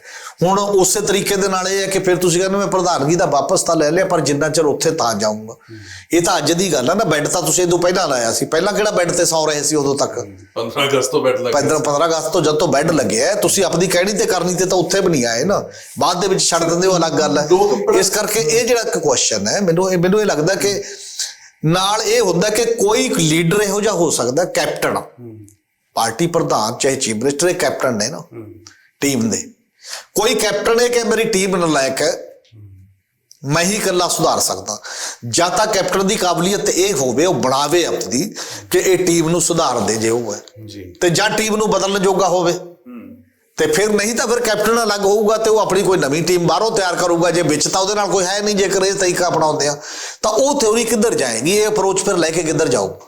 ਲੋਕਾਂ ਦੇ ਮਨਾਂ 'ਚ ਇਹੀ ਸਵਾਲ ਹੈ ਕਿ ਸਿੱਧੂ ਚਾਹੁੰਦੇ ਕੀ ਹੈਗੇ ਨੇ, ਸਿੱਧੂ ਕਰ ਕੀ ਰਹੇ ਨੇ, ਸਿੱਧੂ ਦੀ ਮਨਸ਼ਾ ਕੀ ਹੈਗੀ ਹੈ, ਸਿੱਧੂ ਦਾ ਭਵਿੱਖ ਕੀ ਹੈਗਾ, ਕਿ ਵਾਕਈ ਸਿੱਧੂ ਸਟੇਬਿਲਿਟੀ ਦੇ ਨਾਲ ਸਿਆਸਤ ਦੇ ਵਿੱਚ ਚੱਲਣ ਵਾਲੇ ਹੈਗੇ ਨੇ, ਜਾਂ ਲੱਗਦਾ ਕਿ ਸਟੇਬਿਲਿਟੀ ਸਿੱਧੂ ਦੇ ਵਿੱਚ ਨਹੀਂ ਨਜ਼ਰ ਆਉਂਦੀ ਹੈਗੀ? ਨਹੀਂ, ਮੈਨੂੰ ਇਹ ਲੱਗਦਾ ਕਿ ਸਾਡੇ ਕੋਲ ਬਹੁਤ ਲੀਡਰ ਸੀਗੇ ਜਿਹੜੇ ਇੰਡੀਵਿਜੂਅਲ ਲੀਡਰ ਨੇ ਗੱਲਾਂ 'ਚ। ਸੁਖਪਾਲ ਖਹਿਰਾ ਕਿੰਨੇ ਮੁੱਦਿਆਂ ਤੇ ਸਟੈਂਡ ਲੈ ਰਿਹਾ ਸੀ, ਲੈਂਦਾ ਸੀ ਨਾ ਕਾਫੀ। ਐਸੀ ਕੋਈ ਗੱਲ ਨਹੀਂ ਕਿ ਉਹਨੇ ਮੁੱਦਿਆਂ ਤੇ ਸਟੈਂਡ ਨਹੀਂ ਲਏ। ਜੇਕਰ ਕੋਈ ਇਹ ਗੱਲ ਕਹੇ, ਚਾਹੇ UAPA ਦਾ ਸਵਾਲ ਹੋਵੇ, ਉਹਨੇ ਸਭ ਤੋਂ ਪਹਿਲਾਂ ਸਟੈਂਡ ਲਿਆ। ਫੈਡਰਲਿਜ਼ਮ ਦੇ ਸਵਾਲ ਸੀ, ਉਹਨਾਂ ਨੇ ਸਟੈਂਡ ਲਿਆ ਫਲਾਨਾ। ਪਰ ਉਹ ਵਨ ਮੈਨ ਸ਼ੋ ਸੀ, ਉਹ ਟੀਮ ਲੀਡਰ ਨਹੀਂ ਬਣ ਪਾਇਆ। ਨਾ ਟੀਮ ਲੀਡਰ ਉਹ ਆਪ 'ਚ ਬਣ ਪਾਇਆ, ਨਾ ਆਪ ਤੋਂ ਬਾਹਰ ਜਿਹੜੀ ਆਪਦੀ ਪਾਰਟੀ ਉਹ 'ਚ ਬਣ ਪਾਇਆ। ਇਕੱਲੇ ਦਾ ਇਕੱਲਾ ਮੁੜ ਕੇ ਕਾਂਗਰਸ 'ਚ ਮਰਜ ਹੋ ਗਿਆ। ਤੇ ਇਸੇ ਤਰੀਕੇ ਦੇ ਨਾਲ ਇੰਡੀਵਿਜੂਅਲ ਕਈ ਬੰਦੇ ਜਿਹੜੇ ਵੱਖ-ਵੱਖ ਆਉਂਦੇ ਨੇ, ਮੁੱਦੇ ਉਠਾਉਂਦੇ ਨੇ ਫਲਾਨਾ। ਔਰ ਸਿਆਸਤ ਦੇ ਵਿੱਚ ਜਾਂ ਸਮਾਜ ਦੇ ਵਿੱਚ ਤੁਸੀਂ ਮੁੱਦੇ ਉਠਾਉਣੇ ਚੰਗੀ ਗੱਲ ਆ ਔਰ ਉਠਾਉਣੇ ਚਾਹੀਦੇ ਨੇ, ਕਿਉਂਕਿ ਮੁੱਦਿਆਂ ਦੀ ਸਿਆਸਤ ਸਭ ਤੋਂ ਇੰਪੋਰਟੈਂਟ ਸਿਆਸਤ ਹੈ ਚਿਹਰਿਆਂ ਦੀ ਸਿਆਸਤ ਦੇ ਨਾਲੋਂ। ਤੇ ਕਿਤੇ ਨਾ ਕਿਤੇ ਤੁਸੀਂ ਮੁੱਦਿਆਂ ਦੀ ਸਿਆਸਤ ਤਾਂ ਚਾਹੁੰਦੇ ਹੋ, ਪਰ ਟੀਮ ਨੂੰ ਨਹੀਂ ਨਾਲ ਲੈ ਕੇ ਚੱਲਦੇ, ਹੋਰ ਨਹੀਂ ਤੇ ਨਾਲ ਚਿਹਰਾ ਹੀ ਆਪਣਾ ਦਿਖਾਉਣਾ ਚਾਹੁੰਦੇ ਹੋ। ਜਦੋਂ ਤੁਸੀਂ ਇਹ ਗੱਲਾਂ ਕਰਦੇ ਹੋ, ਨਵਜੋਤ ਸਿੰਘ ਸਿੱਧੂ ਸਨ ਆਫ ਸਰਦਾਰ ਭਗਵੰਤ ਸਿੰਘ, ਇਹ ਤੁਹਾਡੇ ਨਾਲ ਵਾਅਦਾ ਕਰਦਾ, ਤੁਸੀਂ ਨਿੱਜੀ ਕੀ ਕਰਦੇ ਹੋ ਜੀ? ਬਾਰ-ਬਾਰ ਇਹੀ ਗੱਲ ਕਿਵੇਂ ਕਰ ਰਹੇ ਹੋ? ਕਿਸ ਤਰੀਕੇ ਦੇ ਨਾਲ ਉਹਨੂੰ ਤੁਸੀਂ ਫੋਲੋ ਕਰਨ ਦੀ ਟਰਾਈ ਕਰ ਰਹੇ ਹੋ? ਇਸ ਲਈ ਉਹਦੇ 'ਚ ਤੁਹਾਡੀ ਹਉਮੈ, ਤੁਹਾਡੀ ਈਗੋ ਵੀ ਤਾਂ ਝਲਕਦੀ ਹੈ ਨਾ ਉਹਨਾਂ ਗੱਲਾਂ ਦੇ ਲਈ ਜਿਹੜੀਆਂ ਵੀ ਚੀਜ਼ਾਂ ਨੇ। ਤੇ ਸਿਆਸਤ ਦੇ ਵਿੱਚ ਮੁੱਦਿਆਂ ਦੇ ਲਈ ਕੋਈ ਜਨਤਕ ਖੇਤਰ ਦੇ ਵਿੱਚ ਸਿੱਧੂ ਇਸ ਲਈ ਨਹੀਂ ਜਾਣੇ ਜਾਂਦੇ ਕੋਈ ਮੂਵਮੈਂਟ ਦਾ ਲੀਡਰ ਬਣ ਸਕਦਾ। ਸਿੱਧੂ ਨੂੰ ਕੋਈ ਨਹੀਂ ਰੋਕਦਾ ਜੇ ਫੀਲਡ 'ਚ ਜਾ ਕੇ ਮੀਟਿੰਗਾਂ ਕਰੇ, ਉਹਨਾਂ ਮੁੱਦਿਆਂ ਤੇ ਲੋਕਾਂ ਨੂੰ ਜਾਗਰੂਕ ਕਰੇ। ਕੋਈ ਰੋਕਦਾ? ਪਾਰਟੀ ਪ੍ਰਧਾਨ ਨੇ ਉਸ ਵੇਲੇ ਰੋਕਾ, ਉਦੋਂ ਪਹਿਲਾਂ ਵੀ ਨਹੀਂ ਸੀ ਕੋਈ ਰੋਕਦਾ। ਪਰ ਉਹ ਟਵੀਟ ਕਰਦਾ ਤੇ ਪ੍ਰੈਸ ਕਾਨਫਰੰਸ ਕਰਦਾ ਤੇ ਉਸੇ ਤਰੀਕੇ ਦੇ ਨਾਲ ਗੱਲ ਬਸ ਅੱਗੇ ਵਧਾਉਣਾ ਚਾਹੁੰਦਾ। ਉਹ ਜਨਤਕ ਲੀਡਰ ਨਹੀਂ। ਜਿਵੇਂ ਅਮਰਿੰਦਰ ਸਿੰਘ 'ਚ ਇੱਕ ਵੱਡਾ ਨੁਕਸ ਹੈ, ਅਮਰਿੰਦਰ ਸਿੰਘ 'ਚ ਨੁਕਸ ਸੀ ਸ਼ੁਰੂ ਤੋਂ ਲੈ ਕੇ, ਰਾਜਾ ਟਾਈਪ ਦਾ ਹੋਣ ਦੇ ਕਰਕੇ, ਕਿ ਉਹਨੇ ਫੀਲਡ 'ਚ ਜਾਣਾ ਹੀ ਨਹੀਂ, ਬੰਦਿਆਂ ਨੂੰ ਉੱਥੇ ਵੀ ਨਹੀਂ ਮਿਲਣਾ, ਬਾਕੀ ਨਹੀਂ। ਔਰ ਇਹ ਨੁਕਸ ਕਿਸੇ ਹੱਦ ਤੱਕ ਸਿੱਧੂ 'ਚ ਵੀ ਹੈ। ਸਾਰੇ ਲੋਕ ਉਹਦੇ ਨੇੜਲੇ ਦੋਸਤ ਮਿੱਤਰਾਂ 'ਚੋਂ ਵੀ ਇਹ ਕਹਿੰਦੇ ਨੇ ਕਿ ਬਹੁਤੀ ਵਾਰੀ ਜੇ ਉਹਦਾ ਮਨ ਨਹੀਂ ਕਰਦਾ ਤੇ ਉਹਨਾਂ ਦੇ ਵੀ ਉਹ ਟੈਲੀਫੋਨ ਨਹੀਂ ਚੱਕਦਾ, ਉਹਨਾਂ ਦਾ ਵੀ ਉਹਨਾਂ ਨਾਲ ਕੋਈ ਸੰਪਰਕ ਨਹੀਂ ਬਚਦਾ, ਕੋਈ ਨਹੀਂ ਰਹਿੰਦਾ। ਜਦੋਂ ਉਹਦਾ ਮਨ ਕਰੂਗਾ ਉਦੋਂ ਤੁਹਾਡੇ ਨਾਲ ਗੱਲ ਕਰੂਗਾ। ਜਦ ਉਹਨੂੰ ਡੈਮੋਕ੍ਰੇਸੀ ਐਵੇਂ ਨਹੀਂ, ਡੈਮੋਕ੍ਰੇਸੀ ਜਵਾਬਦੇਹੀ ਮੰਗਦੀ ਹੈ। ਜਵਾਬਦੇਹੀ ਉਹ ਮੰਗਦੀ ਹੈ ਕਿ ਜਿਹੜਾ ਲੀਡਰ ਬਣਿਆ ਹੋਇਆ ਆਦਮੀ ਹੈ ਉਹਦੇ ਵਰਕਰਾਂ ਵਾਸਤੇ, ਉਹਦੇ ਲੋਕਾਂ ਵਾਸਤੇ ਹਰ ਟਾਈਮ ਅਵੇਲੇਬਲ, ਉਪਲਬਧ ਹੋਣਾ ਚਾਹੀਦਾ। ਤੇ ਇਹ ਠੀਕ ਹੈ ਕਿ ਕਈ ਵਾਰ ਇਮੋਸ਼ਨਲ ਗੱਲ ਹੁੰਦੀ ਹੈ ਕਿ ਹੋਰ ਕੋਈ ਬੰਦਾ ਹੀ ਨਹੀਂ ਹੈ ਜਦੋਂ ਦਿਖਾਈ ਦੇ ਰਿਹਾ, ਹੋਰ ਪਾਰਟੀਆਂ ਵੀ ਇਹੋ ਜਿਹੀਆਂ ਦਿਖਾਈ ਨਹੀਂ ਦੇ ਰਹੀਆਂ, ਤਾਂ ਲੋਕ ਕਹਿੰਦੇ ਨੇ ਚਲੋ ਬੋਲਦਾ ਤਾਂ ਹੈ ਜੀ। ਕੁਝ ਇਹੋ ਜਿਹੇ ਵੀ ਬੰਦੇ ਹੁੰਦੇ ਜਿਹੜੇ ਕਹਿੰਦੇ ਨੇ ਬੋਲਦਾ ਤਾਂ ਹੈ ਜੀ, ਬੋਲਦਾ ਤਾਂ ਹੈ ਜੀ, ਇਹਦੇ ਨਾਲ ਕੰਮ ਨਹੀਂ ਚੱਲ ਸਕਦਾ। ਪੰਜਾਬ ਦੀ ਸਿਆਸਤ, ਪੰਜਾਬ ਦੀ ਸਿਆਸਤ ਜਿਸ ਲੈਵਲ ਦੀ ਗੰਭੀਰਤਾ ਦੀ ਮੰਗ ਕਰਦੀ ਆ, ਆਗੂ ਦੀ ਗੰਭੀਰਤਾ ਦੀ, ਜਥੇਬੰਦਕ ਸਿਸਟਮ 'ਚ ਗੰਭੀਰਤਾ ਦੀ, ਅਪਰੋਚ ਦੇ ਤੌਰ ਤੇ ਗੰਭੀਰਤਾ ਦੀ, ਆਈਡੀਓਲੋਜੀਕਲੀ, ਉਹ ਅਜੇ ਉਸ ਲੈਵਲ ਤੇ ਦਿਖਾਈ ਨਹੀਂ ਦੇ ਰਹੀ। ਇਦਾਂ ਵੀ ਸਮਝੀਏ ਕਿ ਸਿੱਧੂ ਨੂੰ ਇਹ ਰਾਸ ਵੀ ਆਉਂਦਾ ਹੈਗਾ ਕਿ ਆਪਣੀ ਹੀ ਪਾਰਟੀ ਦੇ ਖਿਲਾਫ ਬੋਲੋ ਜਾਂ ਮੁੱਖ ਮੰਤਰੀ ਦੇ ਖਿਲਾਫ ਹੀ ਬੋਲਦੇ ਰਹੋ, ਇਹਨਾਂ ਮੁੱਦਿਆਂ ਦੇ ਉੱਤੇ ਬੋਲਦੇ ਰਹੋ ਤੇ ਉਹਨਾਂ ਨੂੰ ਘੇਰਦੇ ਰਹੋ, ਤਾਂ ਹੀ ਲੋਕ ਤੁਹਾਡੀ ਵਾਹਵਾਹੀ ਕਰਨਗੇ ਕਿ ਹਾਂ ਦੇਖੋ ਜੀ ਇਹ ਤਾਂ ਆਪਣੀ ਪਾਰਟੀ ਨੂੰ ਵੀ ਨਹੀਂ ਬਖਸ਼ਦਾ ਪਿਆ, ਆਪਣੀ ਪਾਰਟੀ ਦੇ ਉੱਤੇ ਵੀ ਸਵਾਲ ਖੜੇ ਕਰਦਾ ਪਿਆ। ਨਹੀਂ, ਪਾਰਟੀਆਂ 'ਚ ਸਵਾਲ ਖੜੇ ਕਰਨਾ ਜ਼ਰੂਰੀ ਹੁੰਦਾ ਹੈ, ਪਾਰਟੀਆਂ ਦੇ ਵਿੱਚ ਗੱਲ ਕਰਨਾ ਜ਼ਰੂਰੀ ਹੈ। ਸਭ ਤੋਂ ਸਿੱਧੂ ਤੋਂ ਪਹਿਲਾਂ ਵੀ ਪ੍ਰਗਟ ਕਰਦਾ ਰਿਹਾ ਪਾਰਟੀ ਤੇ ਸਵਾਲ, ਇਹ ਤਾਂ ਨਹੀਂ ਹੈ ਕਿ ਨਹੀਂ ਹੈ, ਜਾਖੜ ਕਰਦਾ ਰਿਹਾ ਪਾਰਟੀ ਦੇ ਅੰਦਰ ਵੀ, ਬਾਕੀ ਦੇ ਲੋਕ ਵੀ। ਪ੍ਰਗਟ ਸਭ ਤੋਂ ਪਹਿਲਾਂ ਚਿੱਠੀ ਤਾਂ ਪ੍ਰਗਟ ਨੇ ਲਿਖੀ ਸੀ ਇਹੋ ਜਿਹੇ ਮੁੱਦਿਆਂ ਤੇ, ਜਿਹੜੇ ਮੁੱਦੇ ਉਸ ਲੈਵਲ ਤੇ ਨੇ। ਪਰ ਉਹਦੇ ਲਈ ਉਹਦੇ ਨਾਲ ਇੱਕ ਗੱਲ ਲੱਗਦੀ, ਉਹ ਥੋੜਾ ਸੰਜਮ ਵਰਤਦਾ, ਜਿਹੜੀਆਂ ਚੀਜ਼ਾਂ ਉਸ ਲੈਵਲ ਤੇ ਚੱਲਦੀਆਂ ਨੇ, ਜਦੋਂ ਕਹਿਣਾ ਹੈ ਠਹਿਰਾਅ ਹੈ ਜਾਂ ਬਾਕੀ ਦੀਆਂ ਚੀਜ਼ਾਂ ਨੇ। ਇਹ ਨਹੀਂ ਹੈ, ਪਾਰਟੀਆਂ ਦੇ ਵਿੱਚ ਅੰਦਰੂਨੀ ਜਮਹੂਰੀਅਤ ਬਿਲਕੁਲ ਖਤਮ ਹੋ ਗਈ। ਤੁਸੀਂ ਕਹਿੰਦੇ ਹੋ ਮੈਂ ਪਾਰਟੀ 'ਚ ਬੋਲਦਾ, ਪਾਰਟੀ 'ਚ ਬੋਲ ਕੇ ਕਰਦਾ ਕੀ ਆ? ਜਿਹਦੇ ਖਿਲਾਫ ਬੋਲਣਾ ਚਾਹੀਦਾ ਹੈ, ਜਿਹੜਾ ਉਹਨਾਂ ਮੁੱਦਿਆਂ ਤੇ ਆਇਆ ਨਹੀਂ ਪਿਛੋਕੜ ਦੇ ਵਿੱਚ ਅੱਜ ਤੱਕ, ਉਹਦੇ ਤੁਸੀਂ ਸਿਪਾਹੀ ਹੋ। ਪਾਰਟੀਆਂ 'ਚ ਅਥਾਰਟੀ ਖਿਲਾਫ ਬੋਲਣ ਦੀ ਗੱਲ ਹੁੰਦੀ ਹੈ ਨਾ, ਕਿ ਜਿਹੜੀ ਅਥਾਰਟੀ ਹੈ ਜਿਹਨੇ ਪਾਵਰ ਦਿੱਤੀ ਹੋਈ ਹੈ, ਜਾਂ ਫਿਰ ਉਹ ਅਥਾਰਟੀ ਤੈਨੂੰ ਪਾਵਰ ਦੇ ਦੇ ਟੋਟਲੀ, ਸਿਪਾਹੀ ਦੇ ਹੱਥ 'ਚ ਪੂਰੀ ਜਨਰਲ ਦੀ ਕਮਾਂਡ ਦੇ ਦੇ। ਜੇ ਉਹ ਦੇਣ ਲਈ ਤਿਆਰ ਨਹੀਂ ਤਾਂ ਨੁਕਸ ਕਿੱਥੇ ਹੈ? ਨੁਕਸ ਬਹੁਤਾ ਉੱਥੇ ਹੈ ਜਿੱਥੋਂ ਪਾਵਰ ਡਰਾ ਹੋਣੀ ਹੈ। ਜਾਂ ਤਾਂ ਪਾਵਰ ਲੋਕਾਂ 'ਚੋਂ ਡਰਾ ਕਰੋ, ਤੁਸੀਂ ਐਡੇ ਵੱਡੇ ਜਨਤਕ ਲੀਡਰ ਬਣੋ, ਸਭ ਕੁਝ ਬਦਲ ਕੇ ਤੁਸੀਂ ਕਹੋ ਕਿ ਮੈਂ ਆਪਣੇ ਪਸੰਦ ਦੇ ਆਪਣੀ ਟੀਮ ਚੁਣਦਾ। ਤੇ ਜੇ ਉੱਪਰੋਂ ਟੀਮ ਲੈਂਦੇ ਹੋ ਜਿਹੜੀ ਪਾਵਰ, ਤਾਂ ਉਹਦੇ ਵਿੱਚ ਦਰੁਸਤੀ ਦੀ ਗੱਲ ਕਰੋ ਕਿ ਉਹ ਉਸ ਤਰੀਕੇ ਦਾ ਨਾਲ ਵੀ ਨਹੀਂ ਗੱਲ ਚੱਲਦੀ। ਲੋਕਾਂ ਦੀ ਰਾਏ ਲੈ ਲਓ ਕਿ ਕੌਣ ਕਿਵੇਂ ਬਣੇ, ਫਿਰ ਉਹਦੇ ਮੁਤਾਬਕ ਫੈਸਲੇ ਕਰੋ। ਇਹਦੇ 'ਚ ਬਹੁਤ ਬੜਾ ਕੁਐਸਚਨ ਸਾਡੇ ਸਾਹਮਣੇ ਅਜੇ ਤੱਕ ਹੈ ਕਿ ਅਸੀਂ ਰੀਅਲੀ ਡੈਮੋਕ੍ਰੈਟਿਕ ਵੈਲਿਊ ਸਿਸਟਮ ਜਾਣਦੇ ਨਹੀਂ ਹਾਂ, ਜਾਂ ਜਾਣਬੁੱਝ ਕੇ ਉਹ ਅਪਣਾਉਣਾ ਨਹੀਂ ਚਾਹੁੰਦੇ। ਸਿੱਧੂ ਪਾਰਟੀ ਦੇ ਵਿੱਚ ਹੋਰ ਸਮਾਂ ਕੱਟ ਪਾਉਣਗੇ, ਕਾਂਗਰਸ ਵਿੱਚ ਹੀ ਰਹਿਣਗੇ, ਜਾਂ ਫਿਰ ਤੁਹਾਨੂੰ ਲੱਗਦਾ ਕਿ 22 ਤੋਂ ਪਹਿਲਾਂ ਜਾਂ 22 ਦੇ ਬਾਅਦ ਦੇ ਵਿੱਚ ਪਾਰਟੀ ਨੂੰ ਅਲਵਿਦਾ ਕਹਿੰਦੇ ਹੋਏ ਨਜ਼ਰ ਆਉਣਗੇ, ਜਾਂ ਪਾਰਟੀ ਇਹਨਾਂ ਨੂੰ ਅਲਵਿਦਾ ਨਾ ਕਹਿ ਦੇਵੇ? ਮੈਨੂੰ ਇਹ ਲੱਗਦਾ ਕਿ ਜਿਵੇਂ ਪਹਿਲਾਂ ਸੀ, ਜਦੋਂ ਪਾਰਟੀ ਨੇ ਨਵਜੋਤ ਸਿੱਧੂ ਨੂੰ ਪ੍ਰਧਾਨ ਬਣਾਤਾ ਸੀ ਤੇ ਕਹਿਣ ਲੱਗੇ, ਕਾਫੀ ਲੋਕ ਇਹ ਵੀ ਕਹਿਣ ਲੱਗੇ ਪੈਚ ਅਪ ਕਰਾ ਦੇਣਗੇ, ਹੁਣ ਮਿਲ ਕੇ ਚੱਲਣਗੇ। ਪਰ ਉਹ ਬੀਜ ਉਦੋਂ ਹੀ ਬੀਜਿਆ ਗਿਆ ਸੀ ਵੀ ਨਹੀਂ, ਮਿਲ ਕੇ ਨਹੀਂ ਚੱਲ ਸਕਦੇ, ਦੋਨਾਂ 'ਚ ਅੱਜ ਨਹੀਂ ਤਾਂ ਕੱਲ੍ਹ ਇੱਕ ਨੂੰ ਹਟਣਾ ਪਊਗਾ। ਤੇ ਅਮਰਿੰਦਰ ਸਿੰਘ ਨੂੰ ਹਟਣਾ ਪਿਆ ਹੈ ਜਾ ਕੇ, ਬਾਹਲਾ ਸਮਾਂ ਨਹੀਂ ਚੱਲਿਆ, ਥੋੜ੍ਹਾ ਜਿਹਾ ਸਮਾਂ। ਹੁਣ ਵੀ ਜੇਕਰ ਨਵਜੋਤ ਸਿੱਧੂ ਦਾ ਇਹੀ ਐਟੀਚਿਊਡ ਹੈ ਤੇ ਬਾਕੀ ਪਾਰਟੀ ਦਾ ਦੂਜਾ ਐਟੀਚਿਊਡ ਹੈ ਉਸੇ ਤਰੀਕੇ ਦਾ, ਹੁਣ ਵੀ ਮੈਨੂੰ ਨਹੀਂ ਲੱਗਦਾ ਬਹੁਤੀ ਦੇਰ ਨਾਲ ਇਸ ਤਰੀਕੇ ਨਾਲ ਚੱਲਿਆ ਜਾ ਸਕਦਾ। ਮਤਲਬ ਇੱਕ ਪਾਸੇ ਤਾਂ ਸਟੈਂਡ ਲੈਣਾ ਪਊਗਾ, ਜਾਂ ਚੰਨੀ ਨੂੰ ਹਟਾ ਦਿਓ, ਸਿੱਧੂ ਨੂੰ ਫਿਰ ਕਮਾਂਡ ਦੇ ਕੇ ਦਿਖਾਓ ਕਿ 2 ਮਹੀਨੇ 'ਚ ਆਹ ਚੀਜ਼ ਕਰ ਸਕਦੇ ਹਾਂ। ਜੇਕਰ ਉਹੀ ਕਾਂਗਰਸ ਪਾਰਟੀ ਨੂੰ ਲੱਗਦੀ ਹੈ ਸਭ ਤੋਂ ਗੱਲ ਵਧੀਆ ਕਿ ਆਹ ਸਾਡੇ ਮੁੱਦੇ ਨੇ, ਇਹਨਾਂ ਦਾ ਅਸੀਂ ਆਹ ਹੱਲ ਕਰਨਾ, ਤੇ ਇਹ ਹੱਲ ਕਰਨ ਲਈ ਸਾਡੇ ਕੋਲ ਇੱਕ ਕਾਮਯਾਬ ਲੀਡਰ ਵੀ ਹੈ, ਤੇ ਜਿਹੜਾ ਗੱਲ ਕਰ ਉਹਨੂੰ ਦੇ ਦਿਓ 3 ਮਹੀਨੇ, ਫਿਰ ਕੀ ਹੈ? ਜੇ ਤੁਹਾਨੂੰ ਇੰਨੂੰ ਹੀ ਲੱਗਦਾ ਹੈ ਤੁਸੀਂ ਸੱਤਾ 'ਚ ਵੀ ਆਓਗੇ, ਬਾਕੀ ਵੀ ਹੈ, ਜਾਂ ਤਾਂ ਪਾਰਟੀ ਇਹ ਸਟੈਂਡ ਲੈ। ਜੇ ਪਾਰਟੀ ਉਹ ਸਟੈਂਡ ਨਹੀਂ ਲੈਂਦੀ ਤੇ ਉਹਦੇ ਨਾਲ ਐਂ ਟਕਰਾਅ ਹੁੰਦਾ ਰਹਿੰਦਾ, ਤਾਂ ਦੋਨੋਂ ਇਕੱਠੇ ਕਿਵੇਂ ਚੱਲਣਗੇ? ਇਹ ਤਾਂ ਲੌਜੀਕਲ ਗੱਲ ਤਾਂ ਇੱਥੇ ਤੱਕ ਜਾਂਦੀ ਹੈ ਕਿ ਦੋਨਾਂ ਦਾ ਮੁਸ਼ਕਲ ਹੈ ਇਕੱਠੇ ਚੱਲਣਾ। ਚੰਨੀ ਨੂੰ ਹਟਾਉਣਾ ਸੌਖਾ ਹੋਊਗਾ ਪਾਰਟੀ ਵਾਸਤੇ? ਨਹੀਂ, ਮੈਨੂੰ ਨਹੀਂ ਲੱਗਦਾ ਕਿ ਹੁਣ ਕਿਸੇ ਵੀ ਸੂਰਤ 'ਚ ਕਿਸੇ ਨੂੰ ਵੀ ਹਟਾਉਣਾ ਸੌਖਾ ਹੁੰਦਾ। ਔਰ ਉਹਨਾਂ ਨੂੰ ਇਹ ਵੀ ਤਾਂ ਲੱਗਦਾ ਨਾ ਵੀ ਜਿਹੜੇ ਰੌਲੇ ਕਰਕੇ ਅਮਰਿੰਦਰ ਹਟਾਇਆ, ਜੇ ਹੁਣ ਸਿੱਧੂ ਨੂੰ ਵੀ ਹਟਾ ਦੇਣਗੇ ਤਾਂ ਪਾਰਟੀ ਦਾ ਕੀ ਹੈ? ਤੇ ਇਦੋਂ ਬਾਅਦ ਇਹ ਹੁੰਦਾ 22 ਤਾਂ ਜੇ ਆਊਗੀ ਨਾ, ਬਾਅਦ ਤਾਂ ਵੱਧ ਹੀ ਹੈ, ਅਜੇ ਤਾਂ 22 ਖੜੀ ਹੈ। ਮਤਲਬ ਇਹਨਾਂ ਪਾਰਟੀਆਂ ਦਾ ਤਾਂ ਮਿਸ਼ਨ ਇਹ ਨਹੀਂ ਹੈ ਅਸਲ 'ਚ ਕਿਸੇ ਦਾ ਕਿ 22 ਤੋਂ ਬਾਅਦ ਕਰਨਾ ਕੀ ਹੈ, ਜੇ ਜਿੱਤ ਗਏ ਤਾਂ ਕੀ ਕਰਨਾ, ਕਿਹੜਾ ਏਜੰਡਾ, ਕਿਹੜਾ ਰੋਡ ਮੈਪ ਹੋਏਗਾ। ਉਹ ਤਾਂ ਅਜੇ ਇੰਨਾ ਹੀ ਹੈ ਕਿ 22 'ਚ ਸੱਤਾ 'ਤੇ ਕਬਜ਼ ਕਿਵੇਂ ਹੋਣਾ। ਜਿਵੇਂ ਨਵਜੋਤ ਸਿੱਧੂ ਨੇ ਕਿਹਾ 80 ਤੋਂ 100 ਸੀਟਾਂ ਮੈਂ ਦਬਾ ਦੂੰਗਾ, ਜਿਹੜਾ ਮੈਂ ਦਬਾ ਦੂੰਗਾ, ਜਾਂ ਬਾਕੀ ਦੇ ਜਿਹੜੇ ਕੁਐਸਚਨ ਨੇ ਨਾ, ਬਿਹੇਵੀਅਰ ਦੇ ਸਵਾਲ ਨੇ, ਜਿਵੇਂ ਕੈਪਟਨ ਅਮਰਿੰਦਰ ਸਿੰਘ ਖਿਲਾਫ ਪਹਿਲੀ ਮੀਟਿੰਗ 'ਚ ਜਿਵੇਂ ਬੋਲਿਆ, ਉਹਦੇ 'ਤੇ ਵੀ ਲੋਕਾਂ ਨੇ, ਪੰਜਾਬ ਦੇ ਬਹੁਤ ਲੋਕਾਂ ਨੇ ਇਤਰਾਜ਼ ਕੀਤਾ। ਤੁਸੀਂ ਲੌਜੀਕਲ ਲੜੋ, ਜੋ ਮਰਜ਼ੀ ਕਹੋ, ਪਰ ਜਿਹੜੀ ਸ਼ਬਦਾਵਲੀ ਉਹਦੇ ਜੋ ਤੁਸੀਂ ਜ਼ਿੰਮੇਵਾਰ ਪੋਸਟਾਂ 'ਤੇ ਹੁੰਦੇ ਹੋ, ਗੱਲ ਉਦੋਂ ਸਖਤ ਵੀ ਕਹਿ ਦਿਓ ਚਾਹੇ, ਪਰ ਉਹ ਕਿਹੜੇ ਸ਼ਬਦਾਵਲੀ 'ਚ ਕਹਿਣੀ ਹੈ। ਸਵਾਲ ਵੀ ਪੁੱਛਿਆ ਬਕਾਇਦਾ ਕਿ ਤੁਸੀਂ ਕਲਚਰ ਮਿਨਿਸਟਰ ਰਹੇ ਹੋ, ਪਰ ਉਹ ਮਰਿਆਦਾ ਨਜ਼ਰ ਨਹੀਂ ਆਉਂਦੀ। ਮਰਿਆਦਾ ਨਜ਼ਰ ਨਹੀਂ ਆਉਂਦੀ। ਮੈਨੂੰ ਲੱਗਦਾ ਮਿਨਿਸਟਰੀ ਨਾਲ ਤਾਂ ਕਾਹਦੀ ਮਰਿਆਦਾ ਆਉਣੀ ਹੈ, ਮਰਿਆਦਾ ਤਾਂ ਵੈਸੇ ਹੀ ਹੁੰਦੀ ਹੈ ਬੰਦੇ 'ਚ, ਜਿਹੜਾ ਉਸ ਲੈਵਲ ਦੀ ਗੱਲ ਹੁੰਦੀ ਹੈ। ਔਰ ਇਹ ਗੱਲਾਂ ਕੋਈ ਬਹੁਤ ਚੰਗਾ ਅਕਸ ਨਹੀਂ ਬਣਾਉਂਦੀਆਂ। ਜੇਕਰ ਜ਼ਬਰਦਸਤੀ ਤੁਸੀਂ ਅਕਸ ਬਣਾਉਣਾ ਵੀ ਸ਼ੁਰੂ ਕਰੋ ਤਾਂ ਬਣ ਨਹੀਂ ਦਿੰਦੀਆਂ ਲੋਕਾਂ 'ਚ। ਅਤੇ ਮੈਨੂੰ ਇਹ ਲੱਗਦਾ ਕਿ ਨਵਜੋਤ ਸਿੱਧੂ ਦਾ ਵੀ ਜੇਕਰ ਹੁਣ ਇਸ ਤਰੀਕੇ ਦੇ ਨਾਲ ਚੱਲ ਰਿਹਾ, ਇਹਦੇ ਨਾਲ ਉਹਦੇ ਇਮੇਜ ਨੂੰ ਵੀ ਕੋਈ ਬਹੁਤ ਜ਼ਿਆਦਾ ਮਤਲਬ ਉਭਾਰ ਨਹੀਂ ਮਿਲ ਰਿਹਾ। ਉਹਦਾ ਇਮੇਜ ਵੀ ਜ਼ਿਆਦਾ ਇਹ ਨਹੀਂ ਹੋ ਰਿਹਾ ਕਿ ਇਸ ਪੱਧਰ ਦੇ ਉੱਤੇ ਜਾਂਦਾ। ਜਿਹੜਾ ਬਾਡੀ ਲੈਂਗੁਏਜ, ਜਿਹੜਾ ਜੈਸਚਰ ਹੈ, ਜਿਸ ਲੈਵਲ 'ਤੇ ਤੁਸੀਂ ਵਿਵਹਾਰ ਕਰਦੇ ਹੋ, ਉਹ ਬਾਅਦ 'ਚ ਕਰ ਰਹੇ ਨੇ ਲੋਕ, ਔਰ ਉਸ ਲੈਵਲ 'ਤੇ ਦੇਖਦੇ ਨੇ। ਔਰ ਜੇ ਇਸੇ ਤਰੀਕੇ ਨਾਲ ਤੁਸੀਂ 22 'ਚ ਜਾਓਗੇ ਇਹੀ ਲੜਦੇ ਝਗੜਦੇ, ਤਾਂ ਲੋਕ ਇਹ ਤਾਂ ਸੋਚਣਗੇ ਨਾ ਵੀ ਤੁਸੀਂ ਤਾਂ ਪਹਿਲਾਂ ਹੀ ਜਿਹੜੀ ਪੁਰਾਣੀ ਸਰਕਾਰ ਬਣੀ ਆ ਉਹ 'ਚ ਲੜ ਰਹੇ ਹੋ, ਝਗੜ ਰਹੇ ਹੋ, ਤੇ ਅੱਗੇ ਤੁਹਾਡੀ ਕੀ ਗਰੰਟੀ ਹੈ। ਤੇ ਅਗਲੀ ਗੱਲ ਨਵਜੋਤ ਸਿੱਧੂ ਨੇ ਇੱਕ ਹੋਰ ਕਹਿਤੀ ਹੈ ਇਸੇ ਪ੍ਰੈਸ ਕਾਨਫਰੰਸ ਦੇ, ਜਦ ਉਹਨੂੰ ਪੁੱਛਿਆ ਚੀਫ ਮਿਨਿਸਟਰ ਦਾ, ਉਹ ਕਹਿੰਦੇ ਪੰਜਾਬ ਦੇ ਲੋਕ ਜਾਣਦੇ ਨੇ ਕੌਣ ਚੀਫ ਮਿਨਿਸਟਰ ਹੈ, ਕੌਣ ਕੀ ਕਰ ਸਕਦਾ, ਸਭ ਨੂੰ ਪਤਾ ਹੈ। ਔਰ ਉਹਨੇ ਬਾਰ-ਬਾਰ ਕਿਹਾ ਮੈਨੂੰ ਦਿਓ, ਮੈਂ ਪਾਰਟੀ ਵੱਲੋਂ ਰਿਲੀਜ਼ ਕਰਦਾ, ਮੈਨੂੰ ਦਿਓ, ਮੈਂ ਇਹਦੇ ਵੱਲੋਂ ਆਹ ਕਰਦਾ। ਤਾਂ ਫਿਰ ਤੂੰ ਉਹਨਾਂ ਤੋਂ ਹੀ ਮੰਗ ਜਿਹੜੇ ਤੈਨੂੰ, ਜਿਨ੍ਹਾਂ ਦਾ ਤੂੰ ਸਿਪਾਹੀ ਹੈ, ਕਿ ਭਾਈ ਮੈਨੂੰ ਚੀਫ ਮਿਨਿਸਟਰ ਬਣਾਓ ਤੇ ਮੈਂ ਚੀਫ ਮਿਨਿਸਟਰ ਬਣ ਕੇ ਕਰ ਸਕਦਾ, ਨਹੀਂ ਤਾਂ ਇਹ ਨਹੀਂ ਹੋਣਾ ਤੁਹਾਡਾ ਕੰਮ। ਫਿਰ ਤਾਂ ਡਿਮਾਂਡ ਇਹ ਬਣਦੀ ਹੈ ਨਾ, ਕਿਹਦੇ ਤੋਂ ਮੰਗ ਕਰ ਰਹੇ ਹੋ ਤੁਸੀਂ? ਆਪਣੇ ਬੌਸਜ ਤੋਂ। ਤਾਕਤ ਹਜੇ 3 ਮਹੀਨੇ ਤਾਂ ਉਹਨਾਂ ਕੋਲ ਹੀ ਹੈ, ਤੇ ਉਹਦੇ ਤੋਂ ਚੀਫ ਮਿਨਿਸਟਰ ਹੀ ਲੈ ਲਓ। ਤੇ ਦੂਜੀ ਗੱਲ ਇਹ ਹੈ ਕਿ ਮੈਨੂੰ ਇਹ ਵੀ ਲੱਗਦਾ ਕਿ ਜਿਹੜਾ ਓਵਰਆਲ ਨੈਸ਼ਨਲ ਲੈਵਲ 'ਤੇ ਕਾਂਗਰਸ ਨੇ ਪੱਤਾ ਖੇਡਿਆ ਸੀ, ਹਾਲਾਂਕਿ ਚੰਨੀ ਪਹਿਲੀ ਪਸੰਦ ਨਹੀਂ ਸੀ, ਤੀਜੀ ਜਾ ਕੇ ਪਸੰਦ ਸੀ, ਤਾਂ ਕਾਂਗਰਸ ਨੂੰ ਇਹ ਲੱਗਦਾ ਸੀ ਕਿ ਇੱਕ ਦਲਿਤ ਫੈਕਟਰ ਹੈ ਜਿਹੜੇ ਨੂੰ ਪੂਰਾ ਉਭਾਰਿਆ ਜਾਵੇ। ਪੰਜਾਬ 'ਚ ਇਦੋਂ ਪਹਿਲਾਂ ਹੀ ਬੀਜੇਪੀ ਉਭਾਰ ਰਹੀ ਹੈ, ਇਦੋਂ ਪਹਿਲਾਂ ਹੀ ਅਕਾਲੀ BSP ਨਾਲ ਸਮਝੌਤਾ ਕਰਕੇ ਉਭਾਰ ਰਹੇ ਨੇ। ਉਸ ਤੋਂ ਵੀ ਪਹਿਲਾਂ ਆਮ ਆਦਮੀ ਪਾਰਟੀ ਨੇ ਪਿਛਲੇ ਸਮੇਂ 'ਚ ਹੀ ਕਿਹਾ ਸੀ ਕਿ ਅਸੀਂ ਜਿਹੜਾ ਡਿਪਟੀ CM ਬਣਾਵਾਂਗੇ, ਚਲੋ ਲੀਡਰ ਆਫ ਆਪੋਜੀਸ਼ਨ ਉਹਨਾਂ ਨੇ ਬਣਾਇਆ ਵੀ। ਉਹ ਸਾਰਾ ਜਿਹੜਾ ਕੰਮ ਹੈ ਸਾਡੇ ਸਾਹਮਣੇ, ਹੁਣ ਦਲਿਤ ਚਿਹਰੇ ਨੂੰ ਹਟਾਉਣਾ ਜਾਂ 22 ਦੇ ਵਿੱਚ ਕਿਸੇ ਹੋਰ ਨੂੰ ਚਿਹਰਾ ਬਣਾਉਣਾ, ਮੈਨੂੰ ਨਹੀਂ ਲੱਗਦਾ ਇਹ ਐਡਾ ਸੌਖਾ ਕੰਮ ਹੈ ਪਾਰਟੀ ਦੇ ਵਾਸਤੇ ਕਿ ਉਹ ਉਸ ਤਰੀਕੇ ਨਾਲ ਚੱਲੇ। ਬਾਕੀ ਗੱਲ ਇਹ ਵੀ ਹੈ ਕਿ ਚੰਨੀ ਨੇ ਬਹੁਤ ਕੁਝ ਨਹੀਂ ਕੀਤਾ। 50 ਦਿਨ ਦੀ ਜਿਹੜੀ ਰਿਪੋਰਟ ਤੁਸੀਂ ਮੰਗ ਰਹੇ ਹੋ ਜਾਂ ਪੁਰਾਣਾ, ਰਿਪੋਰਟਾਂ ਨਹੀਂ ਇਕੱਲੀਆਂ ਮੰਗਣੀਆਂ ਹੁੰਦੀਆਂ, ਮੈਨੂੰ ਲੱਗਦਾ ਪਾਰਟੀਆਂ ਨੇ ਹਦਾਇਤਾਂ ਵੀ ਕਰਨੀਆਂ ਹੁੰਦੀਆਂ ਨੇ, ਪਾਰਟੀਆਂ ਆਪਣਾ ਕੰਮ ਕਰਵਾਉਂਦੀਆਂ ਨੇ ਸਰਕਾਰਾਂ ਤੋਂ। ਪਰ ਨਾਲ ਅੱਜ ਚਮਕੌਰ ਸਾਹਿਬ ਬੋਲਦੇ ਹੋਏ ਨਜ਼ਰ ਆਏ, ਕਹਿੰਦੇ ਕਿ 18 ਤਰੀਕ ਨੂੰ ਐਸਟੀਐਫ ਦੀ ਰਿਪੋਰਟ ਵੀ ਖੁੱਲ ਜੂਗੀ ਔਰ ਬੇਦਬੀ ਦੇ ਦੋਸ਼ੀਆਂ ਨੂੰ ਵੀ ਕਹਿੰਦੇ ਇਸ ਇਲਾਕੇ ਦੇ ਪਿੱਛੇ ਭੇਜਾਂਗੇ, ਇਨਸਾਫ ਦਵਾਵਾਂਗੇ। ਨਹੀਂ ਉਹ ਠੀਕ ਹੈ, ਕੋਈ ਵੀ ਜਜ਼ਬਾਤੀ ਹੁੰਦਾ, ਪਰ ਮੈਂ ਇਹ ਗੱਲ ਕਹੀ ਹੈ ਕਿ ਇਹ ਠੀਕ ਹੈ, ਗੱਲ ਇੱਧਰ ਨੂੰ ਤੁਰਨੀ ਚਾਹੀਦੀ ਹੈ। ਕਿੰਨੀ ਹੁੰਦੀ ਹੈ ਕਿੰਨੀ ਨਹੀਂ, ਉਦੋਂ ਬਾਅਦ ਦਾ ਸਵਾਲ ਹੈ। ਪਰ ਸਵਾਲ ਇਹ ਨੇ ਕਿ ਪੰਜਾਬ ਦੇ ਸਾਹਮਣੇ ਹੋਰ ਬਹੁਤ ਜਿਹੜੇ ਮੇਜਰ ਗੱਲਾਂ ਵੀ ਨੇ ਜਿਨ੍ਹਾਂ ਨੂੰ ਐਡਰੈਸ ਕਰਨਾ ਪਏਗਾ।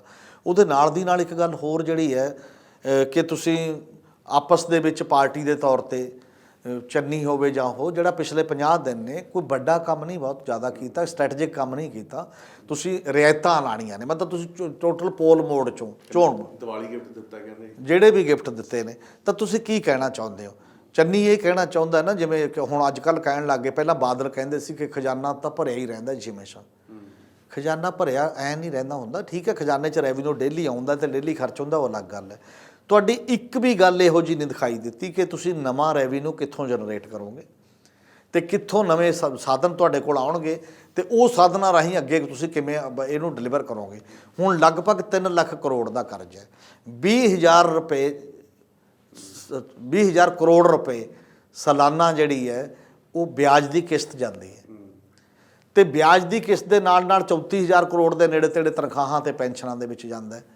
ਹੁਣ ਤੁਸੀਂ ਆ ਬਿਜਲੀ ਵਾਲਾ ਹੋਰ ਵਧਾ ਦਿਓਗੇ, ਪਹਿਲਾਂ 11,600 ਸੀ, ਹੁਣ 13-14,000 ਕਰੋੜ ਰੁਪਇਆ ਬਣ ਜਾਊਗਾ ਜਿਹੜਾ ਵੀ ਤੁਹਾਡੇ ਸਾਹਮਣੇ ਹੈ। ਤਾਂ ਤੁਹਾਡੇ ਕੋਲ ਰੈਵਨਿਊ ਤਾਂ ਹੈ ਨਹੀਂ। ਔਰ ਪੰਜਾਬ ਸਰਕਾਰ ਦੀ ਫਾਈਨੈਂਸ਼ੀਅਲ ਹਾਲਤ ਇਹ ਹੈ, ਵਿੱਤੀ ਹਾਲਤ ਇਹ ਹੈ ਕਿ ਜਿਹੜਾ ਫਾਈਨੈਂਸ਼ੀਅਲ ਰਿਸਪੌਂਸਿਬਿਲਟੀ ਦਾ ਐਕਟ ਬਣਿਆ ਹੁੰਦਾ, ਗੌਰਮੈਂਟ ਆਫ ਇੰਡੀਆ ਦਾ ਇੱਕ ਐਕਟ ਹੈ ਜਿਹੜਾ ਇਹ ਕਹਿੰਦਾ ਕਿ ਜਿੰਨੀ ਤੁਹਾਡੀ GSDP ਹੈ ਉਹਦੇ ਤੋਂ 3% ਤੋਂ ਜ਼ਿਆਦਾ ਤੁਸੀਂ ਹੋਰ ਕਰਜ਼ਾ ਨਹੀਂ ਲੈ ਸਕਦੇ, ਉਹਦੇ ਬਰਾਬਰ ਜਾਂ ਜੋ ਵੀ ਤਰੀਕਾ ਹੈ।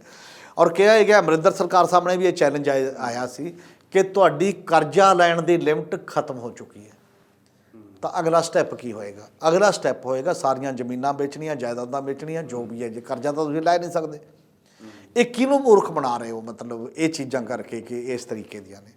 ਔਰ ਇਹ ਗੱਲ ਚੰਨੀ ਗੌਰਮੈਂਟ ਨੂੰ ਵੀ ਸੋਚਣ ਦਾ ਸਵਾਲ ਹੈ। ਇਹ ਠੀਕ ਹੈ ਚੰਨੀ ਦਾ ਥੋੜ੍ਹਾ ਜਿਹਾ ਅਸਰ ਬਣਿਆ ਸੀ ਪਹਿਲਾਂ, ਹੁਣ ਉਹ ਜਦੋਂ ਯੋਜਨਾਬੱਧ ਟੀਕੇ ਨਾਲ ਬਣਾਉਣ ਲੱਗ ਜਾਂਦੇ ਹੋ ਤਾਂ ਉਹਦੇ 'ਤੇ ਵੀ ਉਲਟਾ ਅਸਰ ਪੈਂਦਾ।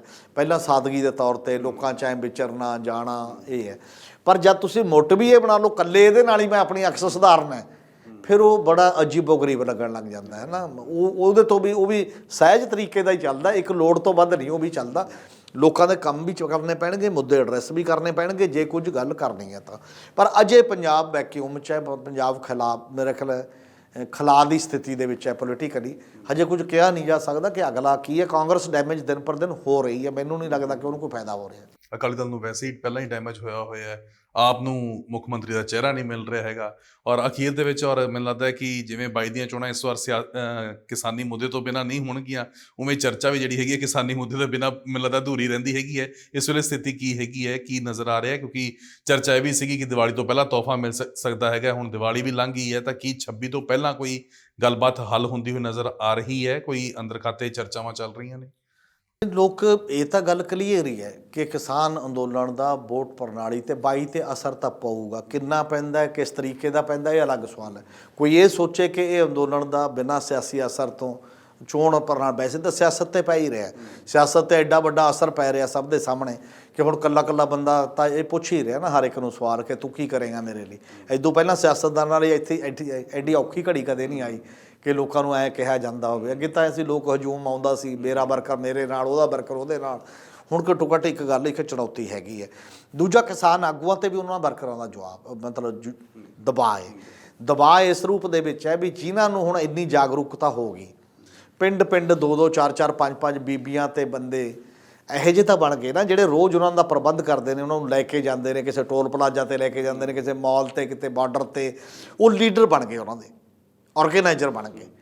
ਹੁਣ ਉਹ ਲੀਡਰ ਜਿਹੜੇ ਨੇ, ਜੇ 5-5 ਬੰਦੇ ਵੀ ਇੱਕ ਪਿੰਡ ਦੇ ਲਾਓ, 13,327 ਪੰਚਾਇਤਾਂ ਨੇ, ਅਤੇ ਕਿੰਨੇ ਬਣਦੇ ਨੇ? ਲਗਭਗ 65,000 ਤਾਂ ਵੈਸੇ ਹੀ 13-5 65,000 ਹੋ ਗਿਆ। 65,000 ਇਹ ਆਗੂ ਪੈਦਾ ਹੋ ਗਿਆ ਇੱਕ ਟਾਈਪ ਦਾ ਹੈ। ਅਤੇ ਉਹ 65,000 ਆਗੂ ਤਾਂ ਕਿਸਾਨ ਤੋਂ ਪੁੱਛਣਗੇ ਨਾ ਜਿਹੜੇ ਉੱਥੇ ਧਰਨਾ ਵੀ ਭਾਈ ਦੱਸ ਹੁਣ ਕੀ ਕਰੀਏ, ਵੋਟ ਪਾਈ, ਇਹਨਾਂ ਨੂੰ ਹੀ ਪਾਈ ਜਾਈਏ ਜਿਹਦਾ ਰੋਜ਼ ਵਿਰੋਧ ਕਰਦੇ ਆ, ਜਿਹਨੂੰ ਰੋਜ਼ ਘੇਰਦੇ ਆ, ਕਿਉਂਕਿ ਉਹ ਸਭ ਨੂੰ ਘੇਰ ਰਹੇ ਨੇ, ਇੱਕ ਨੂੰ ਨਹੀਂ। ਚਾਹੇ ਉਹ ਆਮ ਆਦਮੀ ਪਾਰਟੀ ਦਾ ਜਾਂਦਾ ਹੈ, ਚਾਹੇ ਉਹ ਕਾਂਗਰਸ ਦਾ ਜਾਂਦਾ, ਅਕਾਲੀ ਦਲ ਦਾ ਜਾਂਦਾ, ਸਵਾਲ ਸਭ ਤੋਂ ਪੁੱਛ ਰਹੇ ਨੇ। ਬੀਜੇਪੀ ਦਾ ਤਾਂ ਚਲੋ ਵੈਸੇ ਘਰਾਓ ਹੈ, ਤਾਂ ਉਹਨਾਂ ਦਾ ਕੀ ਕਰੂਗਾ ਕਿਸਾਨ? ਇਹ ਸੰਯੁਕਤ ਕਿਸਾਨ ਮੋਰਚਾ ਜਾਂ ਕਿਸਾਨ ਦੀਆਂ ਪੰਜਾਬ ਦੀਆਂ 32 ਕਿਸਾਨ ਜਥੇਬੰਦੀਆਂ, ਜਿਨ੍ਹਾਂ ਦੀ 8 ਤਰੀਕ ਨੂੰ ਮੀਟਿੰਗ ਹੋ ਰਹੀ ਹੈ, ਸੰਯੁਕਤ ਕਿਸਾਨ ਮੋਰਚੇ ਦੀ 9 ਤਰੀਕ ਨੂੰ ਮੀਟਿੰਗ ਹੋ ਰਹੀ ਹੈ, ਉਹ ਮੋਰਚੇ ਦੇ ਵਿੱਚ ਮੇਰਾ ਖਿਆਲ ਇਹ ਸਭ ਤੋਂ ਔਖਾ ਸਵਾਲ ਹੈ ਕਿ ਇਹਦਾ ਉਹਨਾਂ ਨੇ ਕੀ ਕਰਨਾ। ਜਿਹੜਾ ਇਦੋਂ ਪਹਿਲਾਂ ਦਾ ਸਵਾਲ ਸੀਗਾ ਕਿ ਦੀਵਾਲੀ ਤੋਂ ਪਹਿਲਾਂ ਸ਼ਾਇਦ ਮੁੱਕ ਜੇ, ਜਾਂ ਉਹ ਇੱਕ ਅਸਰ ਸੀ ਕਿ ਸ਼ਾਇਦ ਮਿਲਾਇਆ ਗਿਆ ਜਾਂ ਇਸ ਟਾਈਪ ਦੀ ਗੱਲ ਹੋ ਜੇ, ਅਤੇ ਮੈਨੂੰ ਲੱਗਦਾ ਕਿ ਲਖੀਮਪੁਰ ਨੇ ਵੀ ਕੁਝ ਗੱਲਾਂ ਪਿੱਛੇ ਪਾਈਆਂ ਨੇ ਕਿਸੇ ਲੈਵਲ 'ਤੇ। ਪਰ ਇਹ ਅੰਦੋਲਨ ਬਾਰੇ ਵੀ ਪੂਰੀਆਂ ਜਥੇਬੰਦੀਆਂ ਨੇ ਮਿਲ ਕੇ ਸੋਚਣਾ ਹੈ ਕਿ ਜੇ ਉਹ ਸਹਿਮਤ ਹੋ ਜਾਂਦੀਆਂ ਨੇ ਕਿਸੇ ਗੱਲ 'ਤੇ, ਕਿ ਮੈਨੂੰ ਇਹ ਨਹੀਂ ਲੱਗਦਾ ਕਿ ਇਹਦੇ ਨਾਲ ਅੰਦੋਲਨ ਖਤਮ ਹੋ ਜਾਣਾ ਹੈ। ਅੰਦੋਲਨ ਇੱਕ ਪੜਾਅ ਜਿੱਤ ਕੇ ਨਵੇਂ ਸਿਰਿਓਂ ਫੇਰ ਸ਼ੁਰੂ ਹੋਣਾ ਹੈ ਹੋਰਾਂ ਗੱਲਾਂ ਦੇ ਵਾਸਤੇ ਵੀ। ਜੇ ਇੱਕ ਪੜਾਅ ਜਿੱਤਿਆ ਵੀ ਜਾਵੇ, ਇੱਕ ਪੜਾਅ ਜਿੱਤਿਆ ਦਾ ਮਤਲਬ ਹੈ ਜੇ 3 ਕਾਨੂੰਨ ਵਾਪਸ ਹੋ ਜਾਣ ਜਾਂ MSP, ਫਿਰ ਕਿਹੜਾ ਖੇਤੀ ਦਾ ਸੰਕਟ ਹੱਲ ਹੋ ਗਿਆ, ਫਿਰ ਕਿਹੜਾ ਲੋਕਾਂ ਨੂੰ ਰੁਜ਼ਗਾਰ ਮਿਲ ਗਿਆ। ਉਦੋਂ ਬਾਅਦ ਅਗਲਾ ਖੇਤੀ ਦਾ ਮਾਡਲ ਦਾ ਸਵਾਲ ਹੈ, ਬਾਕੀ ਦੇ ਮਾਡਲ ਦਾ ਸਵਾਲ ਹੈ, ਬਾਕੀ ਫੈਡਰਲਿਜ਼ਮ ਦੇ ਕੁਐਸਚਨ ਨੇ ਜਿਹੜੇ ਅੰਦੋਲਨ ਉਠਾ ਰਿਹਾ, ਉਹ ਸਵਾਲ ਤਾਂ ਫਿਰ ਵੀ ਬਣੇ ਪਏ ਨੇ। ਜਿਹੜੇ ਲੋਕ ਇਹ ਸੋਚਦੇ ਨੇ ਕਿ ਅੰਦੋਲਨ ਖਤਮ ਬਸ ਐਂ ਹੋ ਗਿਆ, ਹੁਣ ਇਹ ਅੰਦੋਲਨ ਉਹੋ ਜਿਹੇ ਖਾਤਮੇ ਵਾਲਾ ਅੰਦੋਲਨ ਨਹੀਂ ਹੈ, ਇਹ ਨਵੀਂ ਇੱਕ ਪੋਲੀਟੀਕਲ ਜਾਗਰੂਕਤੀ ਵਾਲਾ ਅੰਦੋਲਨ ਹੈ। ਅਤੇ ਉਹ ਜਾਗਰੂਕਤਾ ਜਿਹੜੀ ਹੈ ਉਹ ਲੋਕਾਂ ਨੂੰ ਅਗਲੇ ਦਿਨਾਂ ਤੱਕ ਵੀ ਨਵੇਂ ਸਵਾਲਾਂ ਦੇ ਨਾਲ ਲੈਸ ਕਰਦੀ ਹੈ। ਨਵੇਂ ਸਵਾਲਾਂ ਦੇ ਨਾਲ ਜਦੋਂ ਲੈਸ ਕਰਦੀ ਹੈ ਤਾਂ ਸਾਡੀ ਸਿਆਸਤ ਕਿਤੇ ਨਾ ਕਿਤੇ ਇਹਨਾਂ ਸਵਾਲਾਂ ਦੇ ਨਾਲ ਜਵਾਬਦੇਹ ਬਣੂਗੀ, ਪਾਰਦਰਸ਼ੀ ਬਣੇਗੀ, ਮਨਮਾਨੀ ਘਟੂਗੀ। ਇਸ ਲਈ ਇਹ ਸਿਆਸਤ ਦਾ ਇੰਪੈਕਟ ਚੋਣ 'ਤੇ ਤਾਂ ਹੋਊਗਾ, ਚੁਣੇ ਜਾਣ ਤੋਂ ਬਾਅਦ ਵੀ ਰਹੂਗਾ, ਇਕੱਲਾ ਪਹਿਲਾ ਸਵਾਲ ਨਹੀਂ ਇਹਦੇ ਨਾਲ ਹੱਲ ਹੋਣਾ। ਬਿਲਕੁਲ ਹਮੀਰ ਸਿੰਘ ਜੀ, ਬਹੁਤ ਬਹੁਤ ਤੁਹਾਡਾ ਧੰਨਵਾਦ ਤਮਾਮ ਜਾਣਕਾਰੀ ਦੇ ਵਿੱਚ ਸਾਂਝ ਪਾਉਣ ਦੇ ਲਈ। ਸ਼ੁਕਰੀਆ। ਤਾਂ ਗੱਲ 22 ਦੇ ਸੰਦਰਭ ਦੇ ਵਿੱਚ ਹੋ ਰਹੀ ਸੀ, ਚੱਲ ਰਹੇ ਤਾਜ਼ਾ ਮੁੱਦਿਆਂ ਦੇ ਉੱਤੇ ਹੋ ਰਹੀ ਸੀ, ਪਰ ਵੱਡਾ ਸਵਾਲ ਇਹੀ ਹੈ ਕਿ ਸਿਆਸੀ ਪਾਰਟੀਆਂ ਜ਼ਰੂਰ ਵੱਖੋ-ਵੱਖ ਮੁੱਦਿਆਂ ਦੇ ਉੱਤੇ ਚਰਚਾਵਾਂ ਜ਼ਰੂਰ ਕਰ ਰਹੀਆਂ ਨੇ, ਪਰ ਅਸਲ ਮੁੱਦੇ ਜਿਹੜੇ ਹੈਗੇ ਨੇ ਉਸ ਨੂੰ ਕੋਈ ਵੀ ਨਹੀਂ ਛੂਹ ਰਿਹਾ। ਜਿਵੇਂ ਹਮੀਰ ਸਿੰਘ ਉਹਨਾਂ ਨੇ ਜ਼ਿਕਰ ਕੀਤਾ ਹੈ ਕਿ ਪੰਜਾਬ ਦੇ ਕਈ ਅਜਿਹੇ ਮੁੱਦੇ ਨੇ ਜਿਨ੍ਹਾਂ ਦੇ ਉੱਤੇ ਚਰਚਾ ਹੋਣ ਵਾਲੀ ਹੈਗੀ ਹੈ। ਖਾਸ ਤੌਰ ਦੇ ਉੱਤੇ ਜਵਾਨੀ ਦੇ ਮੁੱਦੇ ਦੇ ਉੱਤੇ ਇਹਨਾਂ ਨੇ ਜਿਵੇਂ ਜ਼ਿਕਰ ਕੀਤਾ ਹੈ ਕਿ ਜਵਾਨੀ ਕਿਵੇਂ ਬਾਹਰ ਜਾ ਰਹੀ ਆ, ਉਸ ਨੂੰ ਕਿਵੇਂ ਪੰਜਾਬ ਦੇ ਵਿੱਚ ਰੋਕਿਆ ਜਾਵੇ, ਰੁਜ਼ਗਾਰ ਦਿੱਤਾ ਜਾਵੇ, ਪੰਜਾਬ ਦੇ ਵਾਤਾਵਰਣ ਦੀ ਗੱਲ ਹੁੰਦੀ ਹੈਗੀ ਹੈ। ਤਾਂ ਇਹਨਾਂ ਦੇ ਉੱਤੇ ਕੋਈ ਵੀ ਸਿਆਸਤਦਾਨ ਗੱਲ ਨਹੀਂ ਕਰ ਰਿਹਾ ਤੇ ਨਾ ਹੀ ਕੋਈ ਵਿਅਕਤੀ ਇਸ ਦੇ ਉੱਤੇ ਸਵਾਲ ਖੜਾ ਕਰ ਰਿਹਾ ਹੈ। ਹੁਣ ਦੇਖਣਾ ਹੋਊਗਾ ਕਿ 22 ਤੋਂ ਪਹਿਲਾਂ ਇਹਨਾਂ ਮੁੱਦਿਆਂ ਦੇ ਉੱਤੇ ਵੀ ਕੀ ਚਰਚਾ ਹੁੰਦੀ ਹੋਈ ਨਜ਼ਰ ਆਉਂਦੀ ਹੈ ਜਾਂ ਨਹੀਂ। ਦੇਸ਼ ਵਿਦੇਸ਼ ਦੀਆਂ ਹੋਰ ਖਬਰਾਂ ਦੇ ਲਈ ਤੁਸੀਂ ਜੁੜੇ ਰਹੋ ਟੀਵੀ ਪੰਜਾਬ ਦੇ ਨਾਲ। ਧੰਨਵਾਦ। ਸਤਿ ਸ਼੍ਰੀ ਅਕਾਲ ਜੀ, ਮੈਂ ਨਿਰਮਲ ਮਾਨ ਪੂਰਾ ਟੈਟ ਸੈਟਲਮੈਂਟ ਤੋਂ। ਇਹ ਤੁਸੀਂ ਵੀਡੀਓ ਦੇਖ ਰਹੇ ਸੀ ਟੀਵੀ ਪੰਜਾਬ ਦੇ ਉੱਤੇ। ਇਹੋ ਜਿਹੇ ਹੋਰ ਜਾਣਕਾਰੀ ਭਰਪੂਰ ਵੀਡੀਓ ਦੇਖਣ ਵਾਸਤੇ ਟੀਵੀ ਪੰਜਾਬ ਦੇ ਚੈਨਲ ਨੂੰ ਸਬਸਕ੍ਰਾਈਬ ਕਰੋ ਤੇ ਨਾਲ ਹੇਠ ਦਿੱਤੇ ਹੋਏ ਬੈਲ ਆਈਕਨ ਦੇ ਬਟਨ ਦਬਾਓ। ਸਤਿ ਸ਼੍ਰੀ ਅਕਾਲ।